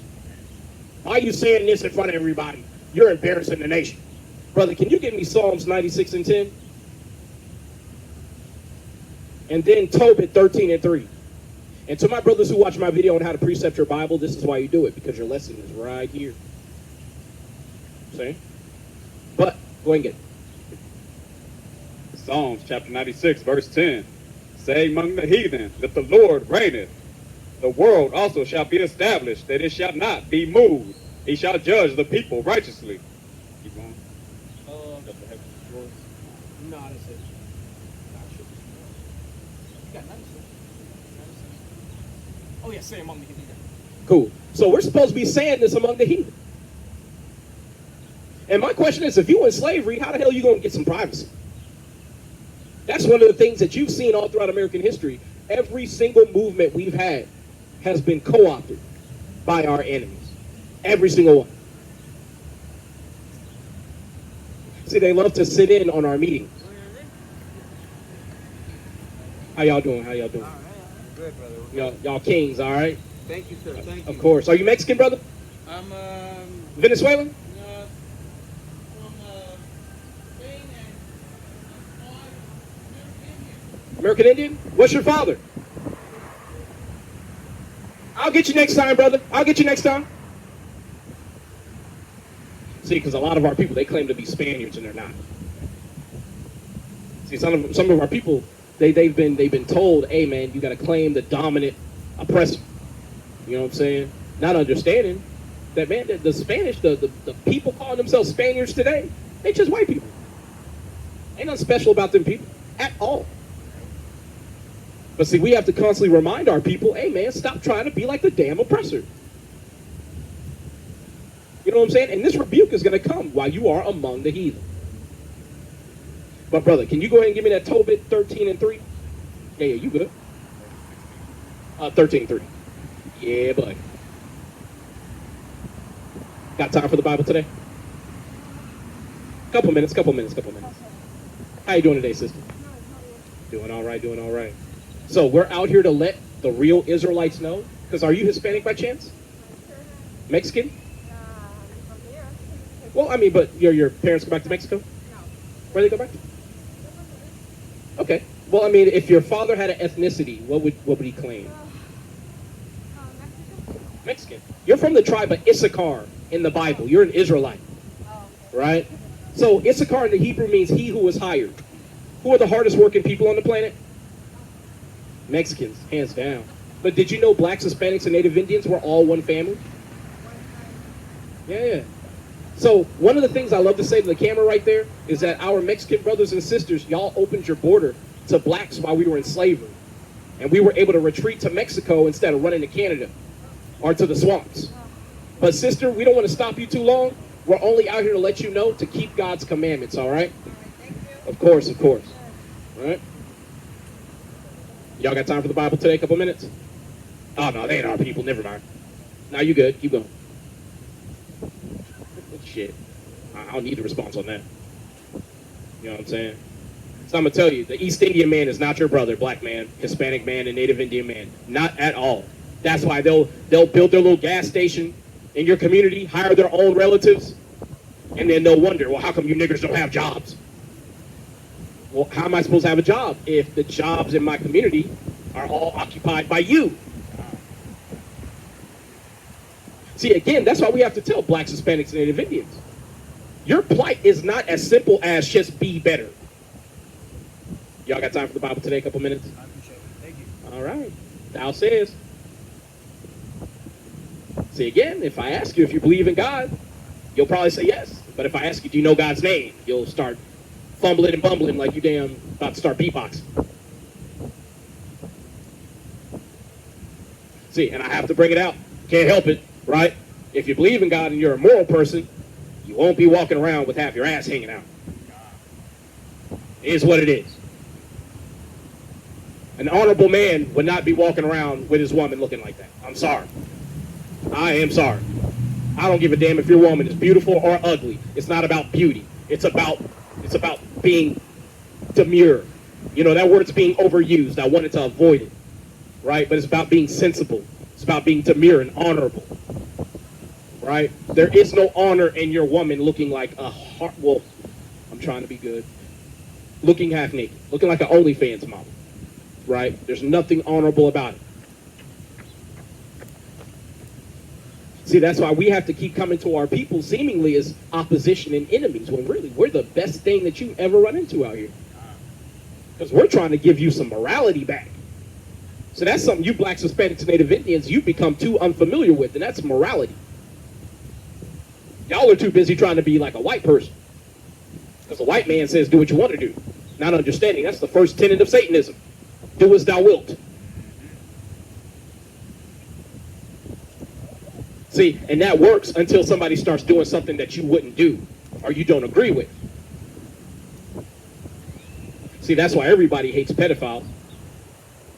But you ask enough white folks and you'll start to see some of them are like, I don't hate them so much as, nah. Or they'll say, God loves them too. I've heard them say that. Yeah, God loves them too, yeah. God works in mysterious ways, don't you know? See, that's why we try to tell you, separate yourself from them, because the God you worship is not the God they worship. Not at all. Their God has no standards, no limits, no boundaries. Your God has standards. Your God has placed limits on a great many things. And he damn sure has commanded you to uphold a standard. And he has punished you for not doing so. Got any precepts you want to pull out? Go ahead and get it. Tobit 3, and yeah, just start reading. Tobit chapter 13, verse 3. Yep. Confess him before the Gentiles, ye children of Israel, for he hath scattered us among them. Therefore declare his greatness, and extol him before all the living, for he is our Lord, and he is the God of our Father forever. And he will scourge us from our iniquities, and will have mercy again, and will gather us out of all nations among whom he hath scattered us. So we're supposed to be preaching this word, even amongst the heathen, and our people are supposed to hear this word and repent and return. That's what's supposed to happen. Please don't walk out here, man. God damn, bro. You got one over there, one over there. Old and young. You know what? I have to say this, man.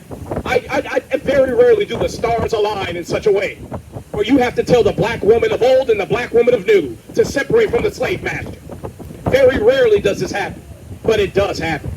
And I just have to ask all you white men, how do you get over the fact that you raped and robbed and murdered our people for 4 centuries and now you're with our women? How do you get over that? And to our bobble-headed sisters who don't know any better, how do you feel laying down with the people who used to rape your foremother? How do you feel about that? See, you might not think about those things, but when push comes to shove, he's going to run back to Whitefield. And you're going to stagger your dumb ass back to us, talking about, I didn't know, and I had so much trouble with black men. And did you know most of them black women, they're paying for the damn dinners and the rides and all the things that they say black men are too broke to buy. See, now the truth is coming out. The white man treats you even worse than your real man, but yet you give him a pass. See, that's why you sisters are hopeless, man. Absolutely hopeless. And you would think the black woman would try to make peace with her man instead of being the most unwanted woman on the planet. And this is taking into account the boomers. 1 in 4 black women will marry in their lifetime. Wait until these boomer generations die out. You're going to see that percentage go down to about 15%. Because you know the white man's not going to marry you. Because his daddy don't like that. His people don't like that. And unlike blacks, Hispanics, and Native Indians, they show allegiance to their own people. We are reluctant to do so. Hence why we're still in slavery. Y'all got time for the Bible today? Just know if y'all are Native Hispanic, y'all are gods on the earth. Y'all are special. Y'all the Israelites. And there's going to come a day where you call on Jesus Christos, and you not knowing how to keep God's laws is going to bite you right on your ass.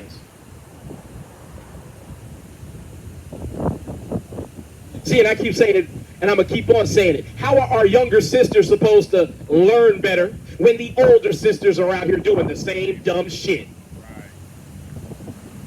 How are they supposed to learn better? And ain't it a shame? You'll see our sister wear their natural hair around a white man. Niggas been asking you to wear your natural hair for the last 50 years. well, I like wearing it. I just like wearing wigs and the blonde hair. That's my personal decision. But the white man tells you, hey, I want you to be ethnic. Oh, and by the way, let me call you nigger during sex.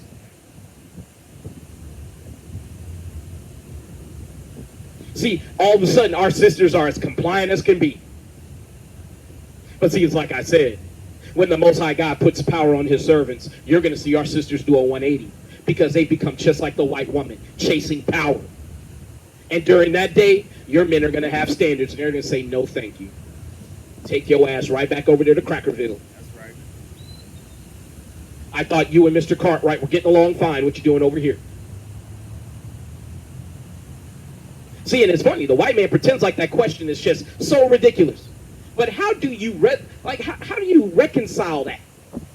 You're the son, literally, of slave masters. How do you reconcile that? And not to mention, how do you reconcile the fact that she can't even talk about her people and their plight? She has to be quiet about that because it might make you sad. Or it might make you start feeling guilty about the things that your people actually did. Give me a cast away thy bowels to seek love. Give me that. Right? Because that's something that blacks, Hispanics, and Native Indians do all the day long. We cast away our bowels to seek love from our oppressors. We'll turn our back on our own communities just to be accepted by people who don't give a damn about us. You got time for the Bible, brother? Now it says, if you're Native Hispanic, just know you're an Israelite. Keep the laws of God. Because we see in America, look worse and worse every week. See, now you're not getting any goods from China. How long is it going to be until you women start tripping and going crazy because you can't buy a bunch of useless shit? Because you can't feed that addiction anymore. Yeah. Sirach chapter 10, verse 9. Why is earth and ashes proud? There is not a more wicked thing than a covetous man, for such and one setteth his own soul to sell, because while he liveth, he casteth away his vows. The physician cutteth off. Yeah. The physician cutteth off a long disease, and he that is today a king, tomorrow shall die. See, our people don't realize you're making all these deals and casting away your bowels to be more likable to your oppressor, not understanding that this disease that America has had, there's no physician on the planet that can rid America of all the diseases that she has, and she's about to perish. And you sisters are going to be left out in the cold. No, as a matter of fact, and this is the black woman special. She loves to come back and pretend like she ain't do nothing. Why you mad at me? What happened? Social media is full of them right now. Black women who literally got bastard children from white men trying to crawl back to black society talking about, hey, black power. Yep, black fist. So anyway, when you niggers coming in here to pay for these kids, I need a babysitter. Step daddy, come on. Yeah, we're a package deal talking about you got to take me and my kids out. I know the solution. I'll leave all you people at home. You know what I'm saying? Drop your ass off at the damn Papa John's. Tell you they got a 50% off day. Shit, I got a coupon. It's 40% off this weekend. You know that? See, our sisters don't understand, man. When you come in with bastard children, we don't want nothing to do with you. And see, and that's the sad part because some of our sisters finally learned their lesson. But the thing is, now you got this curse with you. You got a child from a nation that hates you, that you feel a certain responsibility to because it came out of your womb. And ain't it a shame these sisters will try to raise those kids as best they can, but the kids that come from their own nation, they don't want nothing to do with. Especially if it's a boy. Talk to him saying stuff like, you ain't ish like your daddy. Damn, I can't stand you. You just like your daddy. That's what we have to deal with. But that magical mixed race baby that you got, you treat him like he could do no wrong. Meanwhile, he acting like a little cracker demon. And he ain't acting like one. He is one. It's a shame, man. It really is. Right? I'm looking for something in particular, but you know what? It's cool. But brother, we gonna go for another 30, and we gonna hang it up. But brother, can you go ahead and get me Sirach 11 and 4 through 5? Actually, 4 through 6, and then 16 through 19.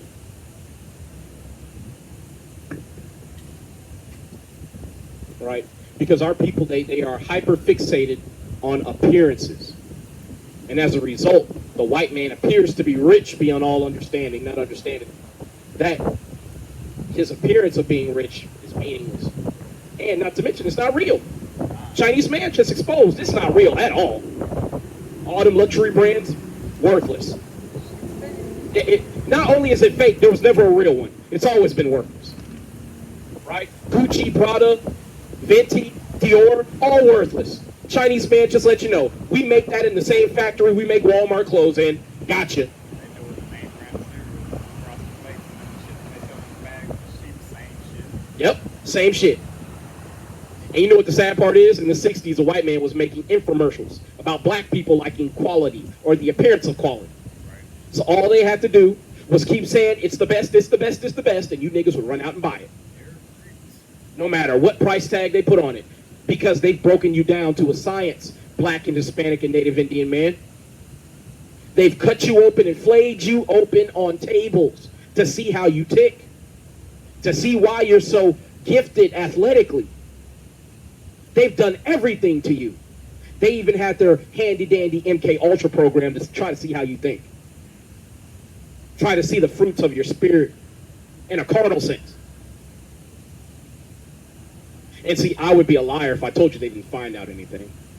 I'd be a liar. They found out a lot of things. So much so that that's the reason why certain drugs have flooded America in and of herself, because some of these drugs do certain things to our people. They open us up to certain behaviors. They make us more pliant as slaves. You ever wonder why? Despite all the efforts to put you in prison for weed, they can never stamp it out. But where have you seen a marijuana field around here? I'll wait. Never seen one, ever. And I know some of y'all can grow it under some lamps. But guess what? The amount of weed smoked in America, it has to be imported. There's far too much of it. And yet, they never stamp it out. And it's always in your hands, black man, Hispanic man, some way, somehow. But that's because they know it makes you less likely to revolt and rebel against your slave master. See, that's the reason why malt liquor is always in your community. Because they know it makes you reluctant to fight back against your slave master, black, Hispanic, and Native American woman and man. And if you happen to be black, Hispanic, or Native American, I'd recommend you separate from your overlord or slave master. See, this is something that we have to keep telling our people ad nauseum. It's to the point where it defies belief. It really does. You have to read story after story, article after article of your people being slayed and killed by your slave master. And yet, our people don't bat an eye. You bury your children, you cry at the funeral, and then you run into the arms of a white man and say, comfort me. And he goes, hey, that ain't my job, but I do have a house for you to clean. And I love the way you fry chicken, so come on back. One time you'll see a black woman cook us for a white man, not even for a black man. Shit crazy. See, and I know a lot of y'all like, man, I wish I could say this stuff out loud. A lot of you blacks, Hispanics, and Native Americans, especially you men. I know a lot of y'all wish you could say it out loud. And you could, if you'd grow a pair of nuts and pick up the Bible and read it. As a matter of fact, give me Joshua chapter 1.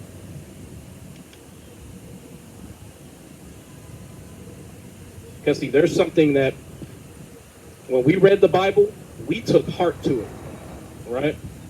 When the Most High God told us to be courageous, we believed his words. See, and that's half the problem with you blacks, Hispanics, and Native Indians. You don't actually believe your God is real. So when it comes to you standing up against your oppressor, You immediately look at all your opposition and you're intimidated into silence. But brother, can you start at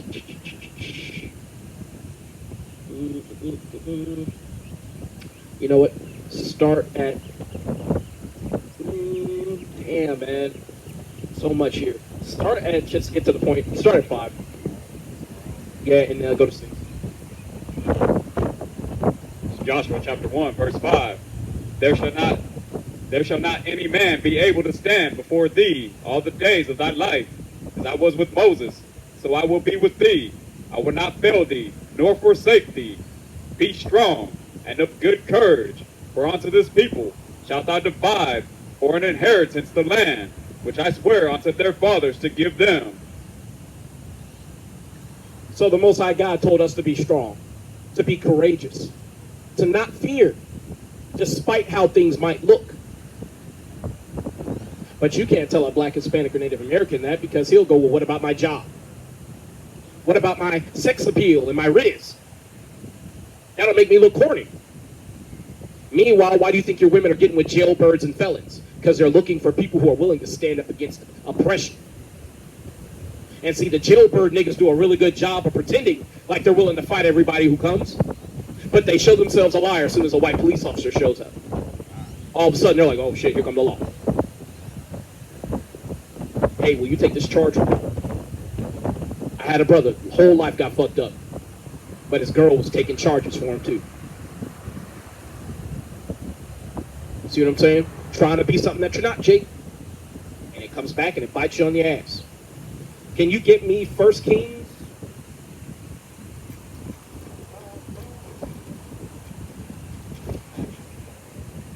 Where's the second? Yeah, second slide.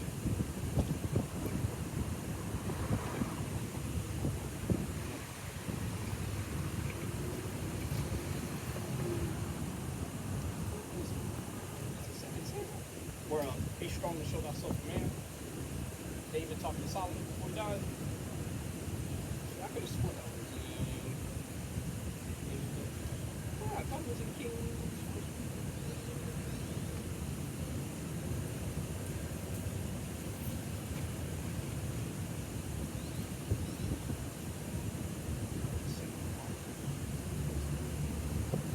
Is it 2 and 2? Yeah. I thought it was Flock.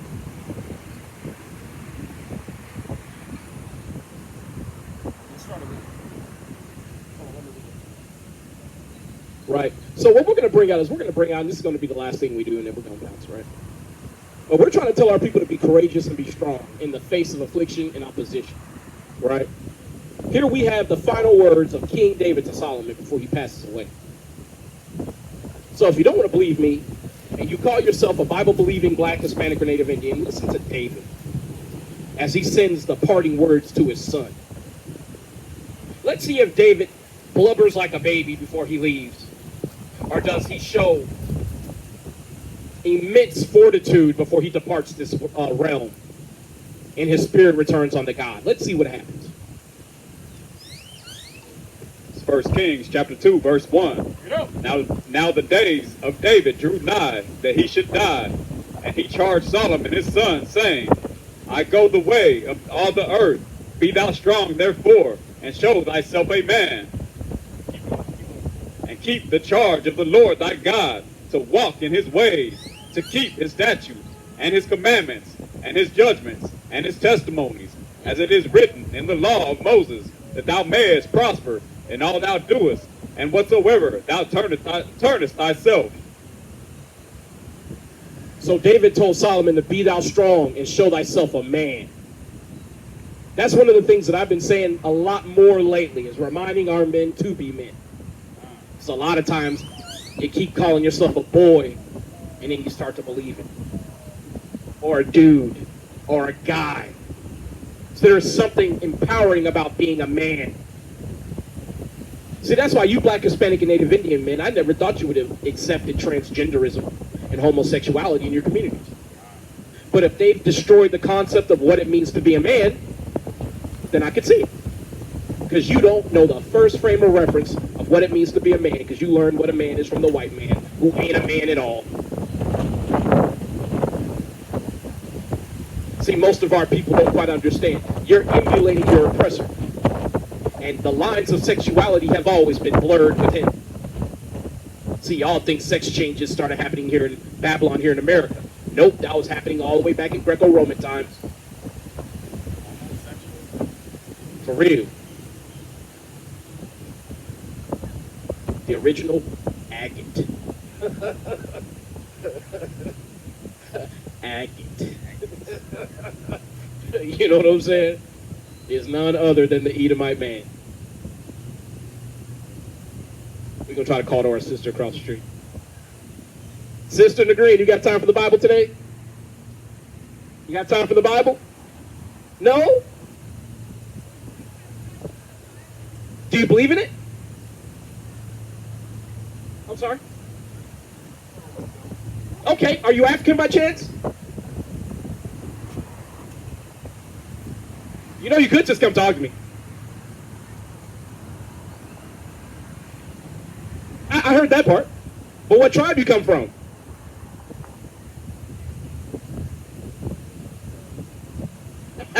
I know, sister. All right. If you call yourself, do you know you're Hebrew Israelite by chance? Do you know that? If you're a Hebrew Israelite or not? Because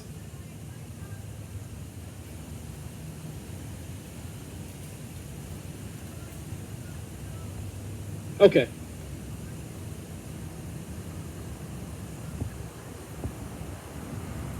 Yeah, you are people. St. Troy?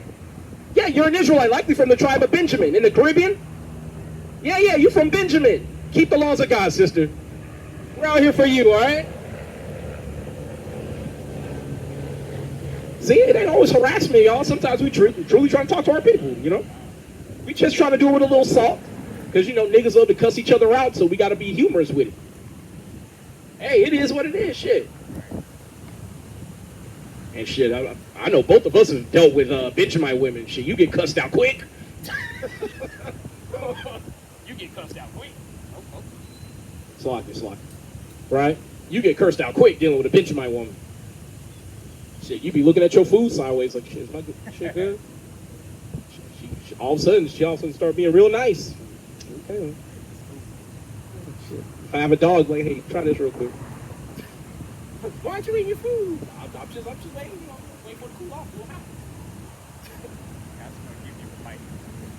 Hey, baby, you want to taste my food real quick? Yeah, let's be like Lady in the Tramp, you know, real romantic like. You trying to get her to like poison herself and shit.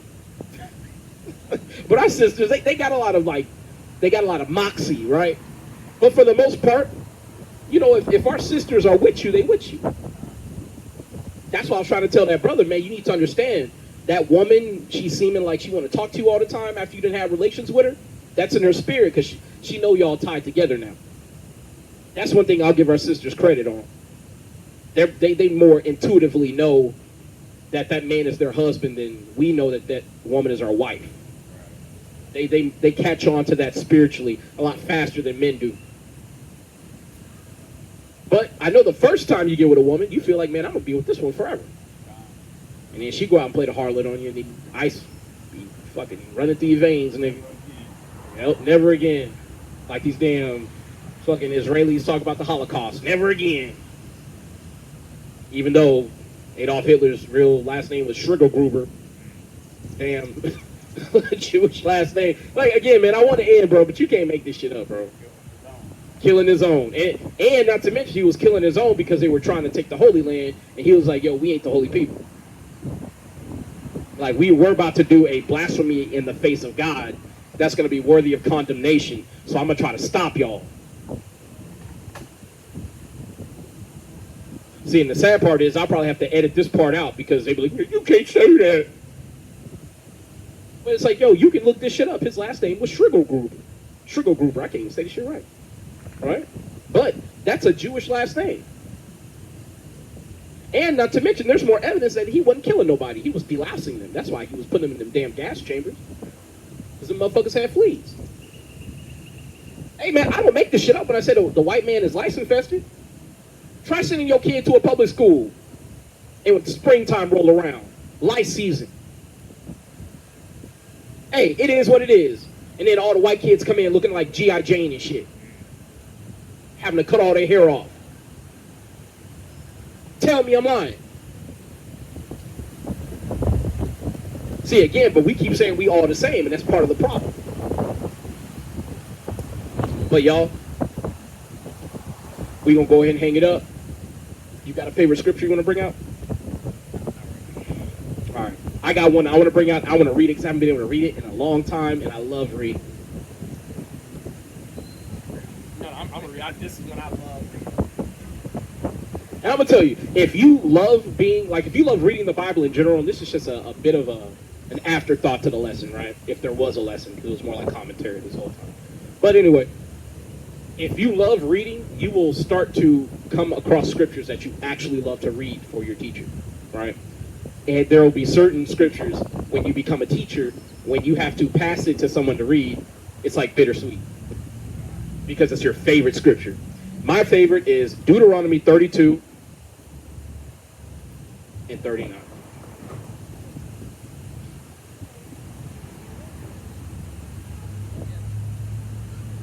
This is Deuteronomy, chapter 32 and verse 39. See now that I, even I, am he, and there is no God with me. I kill, and I make alive. I wound, and I heal, and neither is there any that can deliver out of my hand. For I lift up my hand to heaven, and say, I live forever. If I whet my glittering sword, and mine hand take hold on judgment, I will render vengeance to mine enemies, and I will reward them that hate me. Love reading that, all praise. And with that, y'all, we gonna say Shalom, call halal, Yahweh Bashem Yahushai, Kwam Yasharala, and Abad Babal. Oh, Kwam Yasharala. All praise. Well, I love reading that shit, bro. I can tell. Yeah. That is one of my favorite scriptures to read, man. Nahum 1, I'm gonna tell you, if I give you that to read, Nahum 1,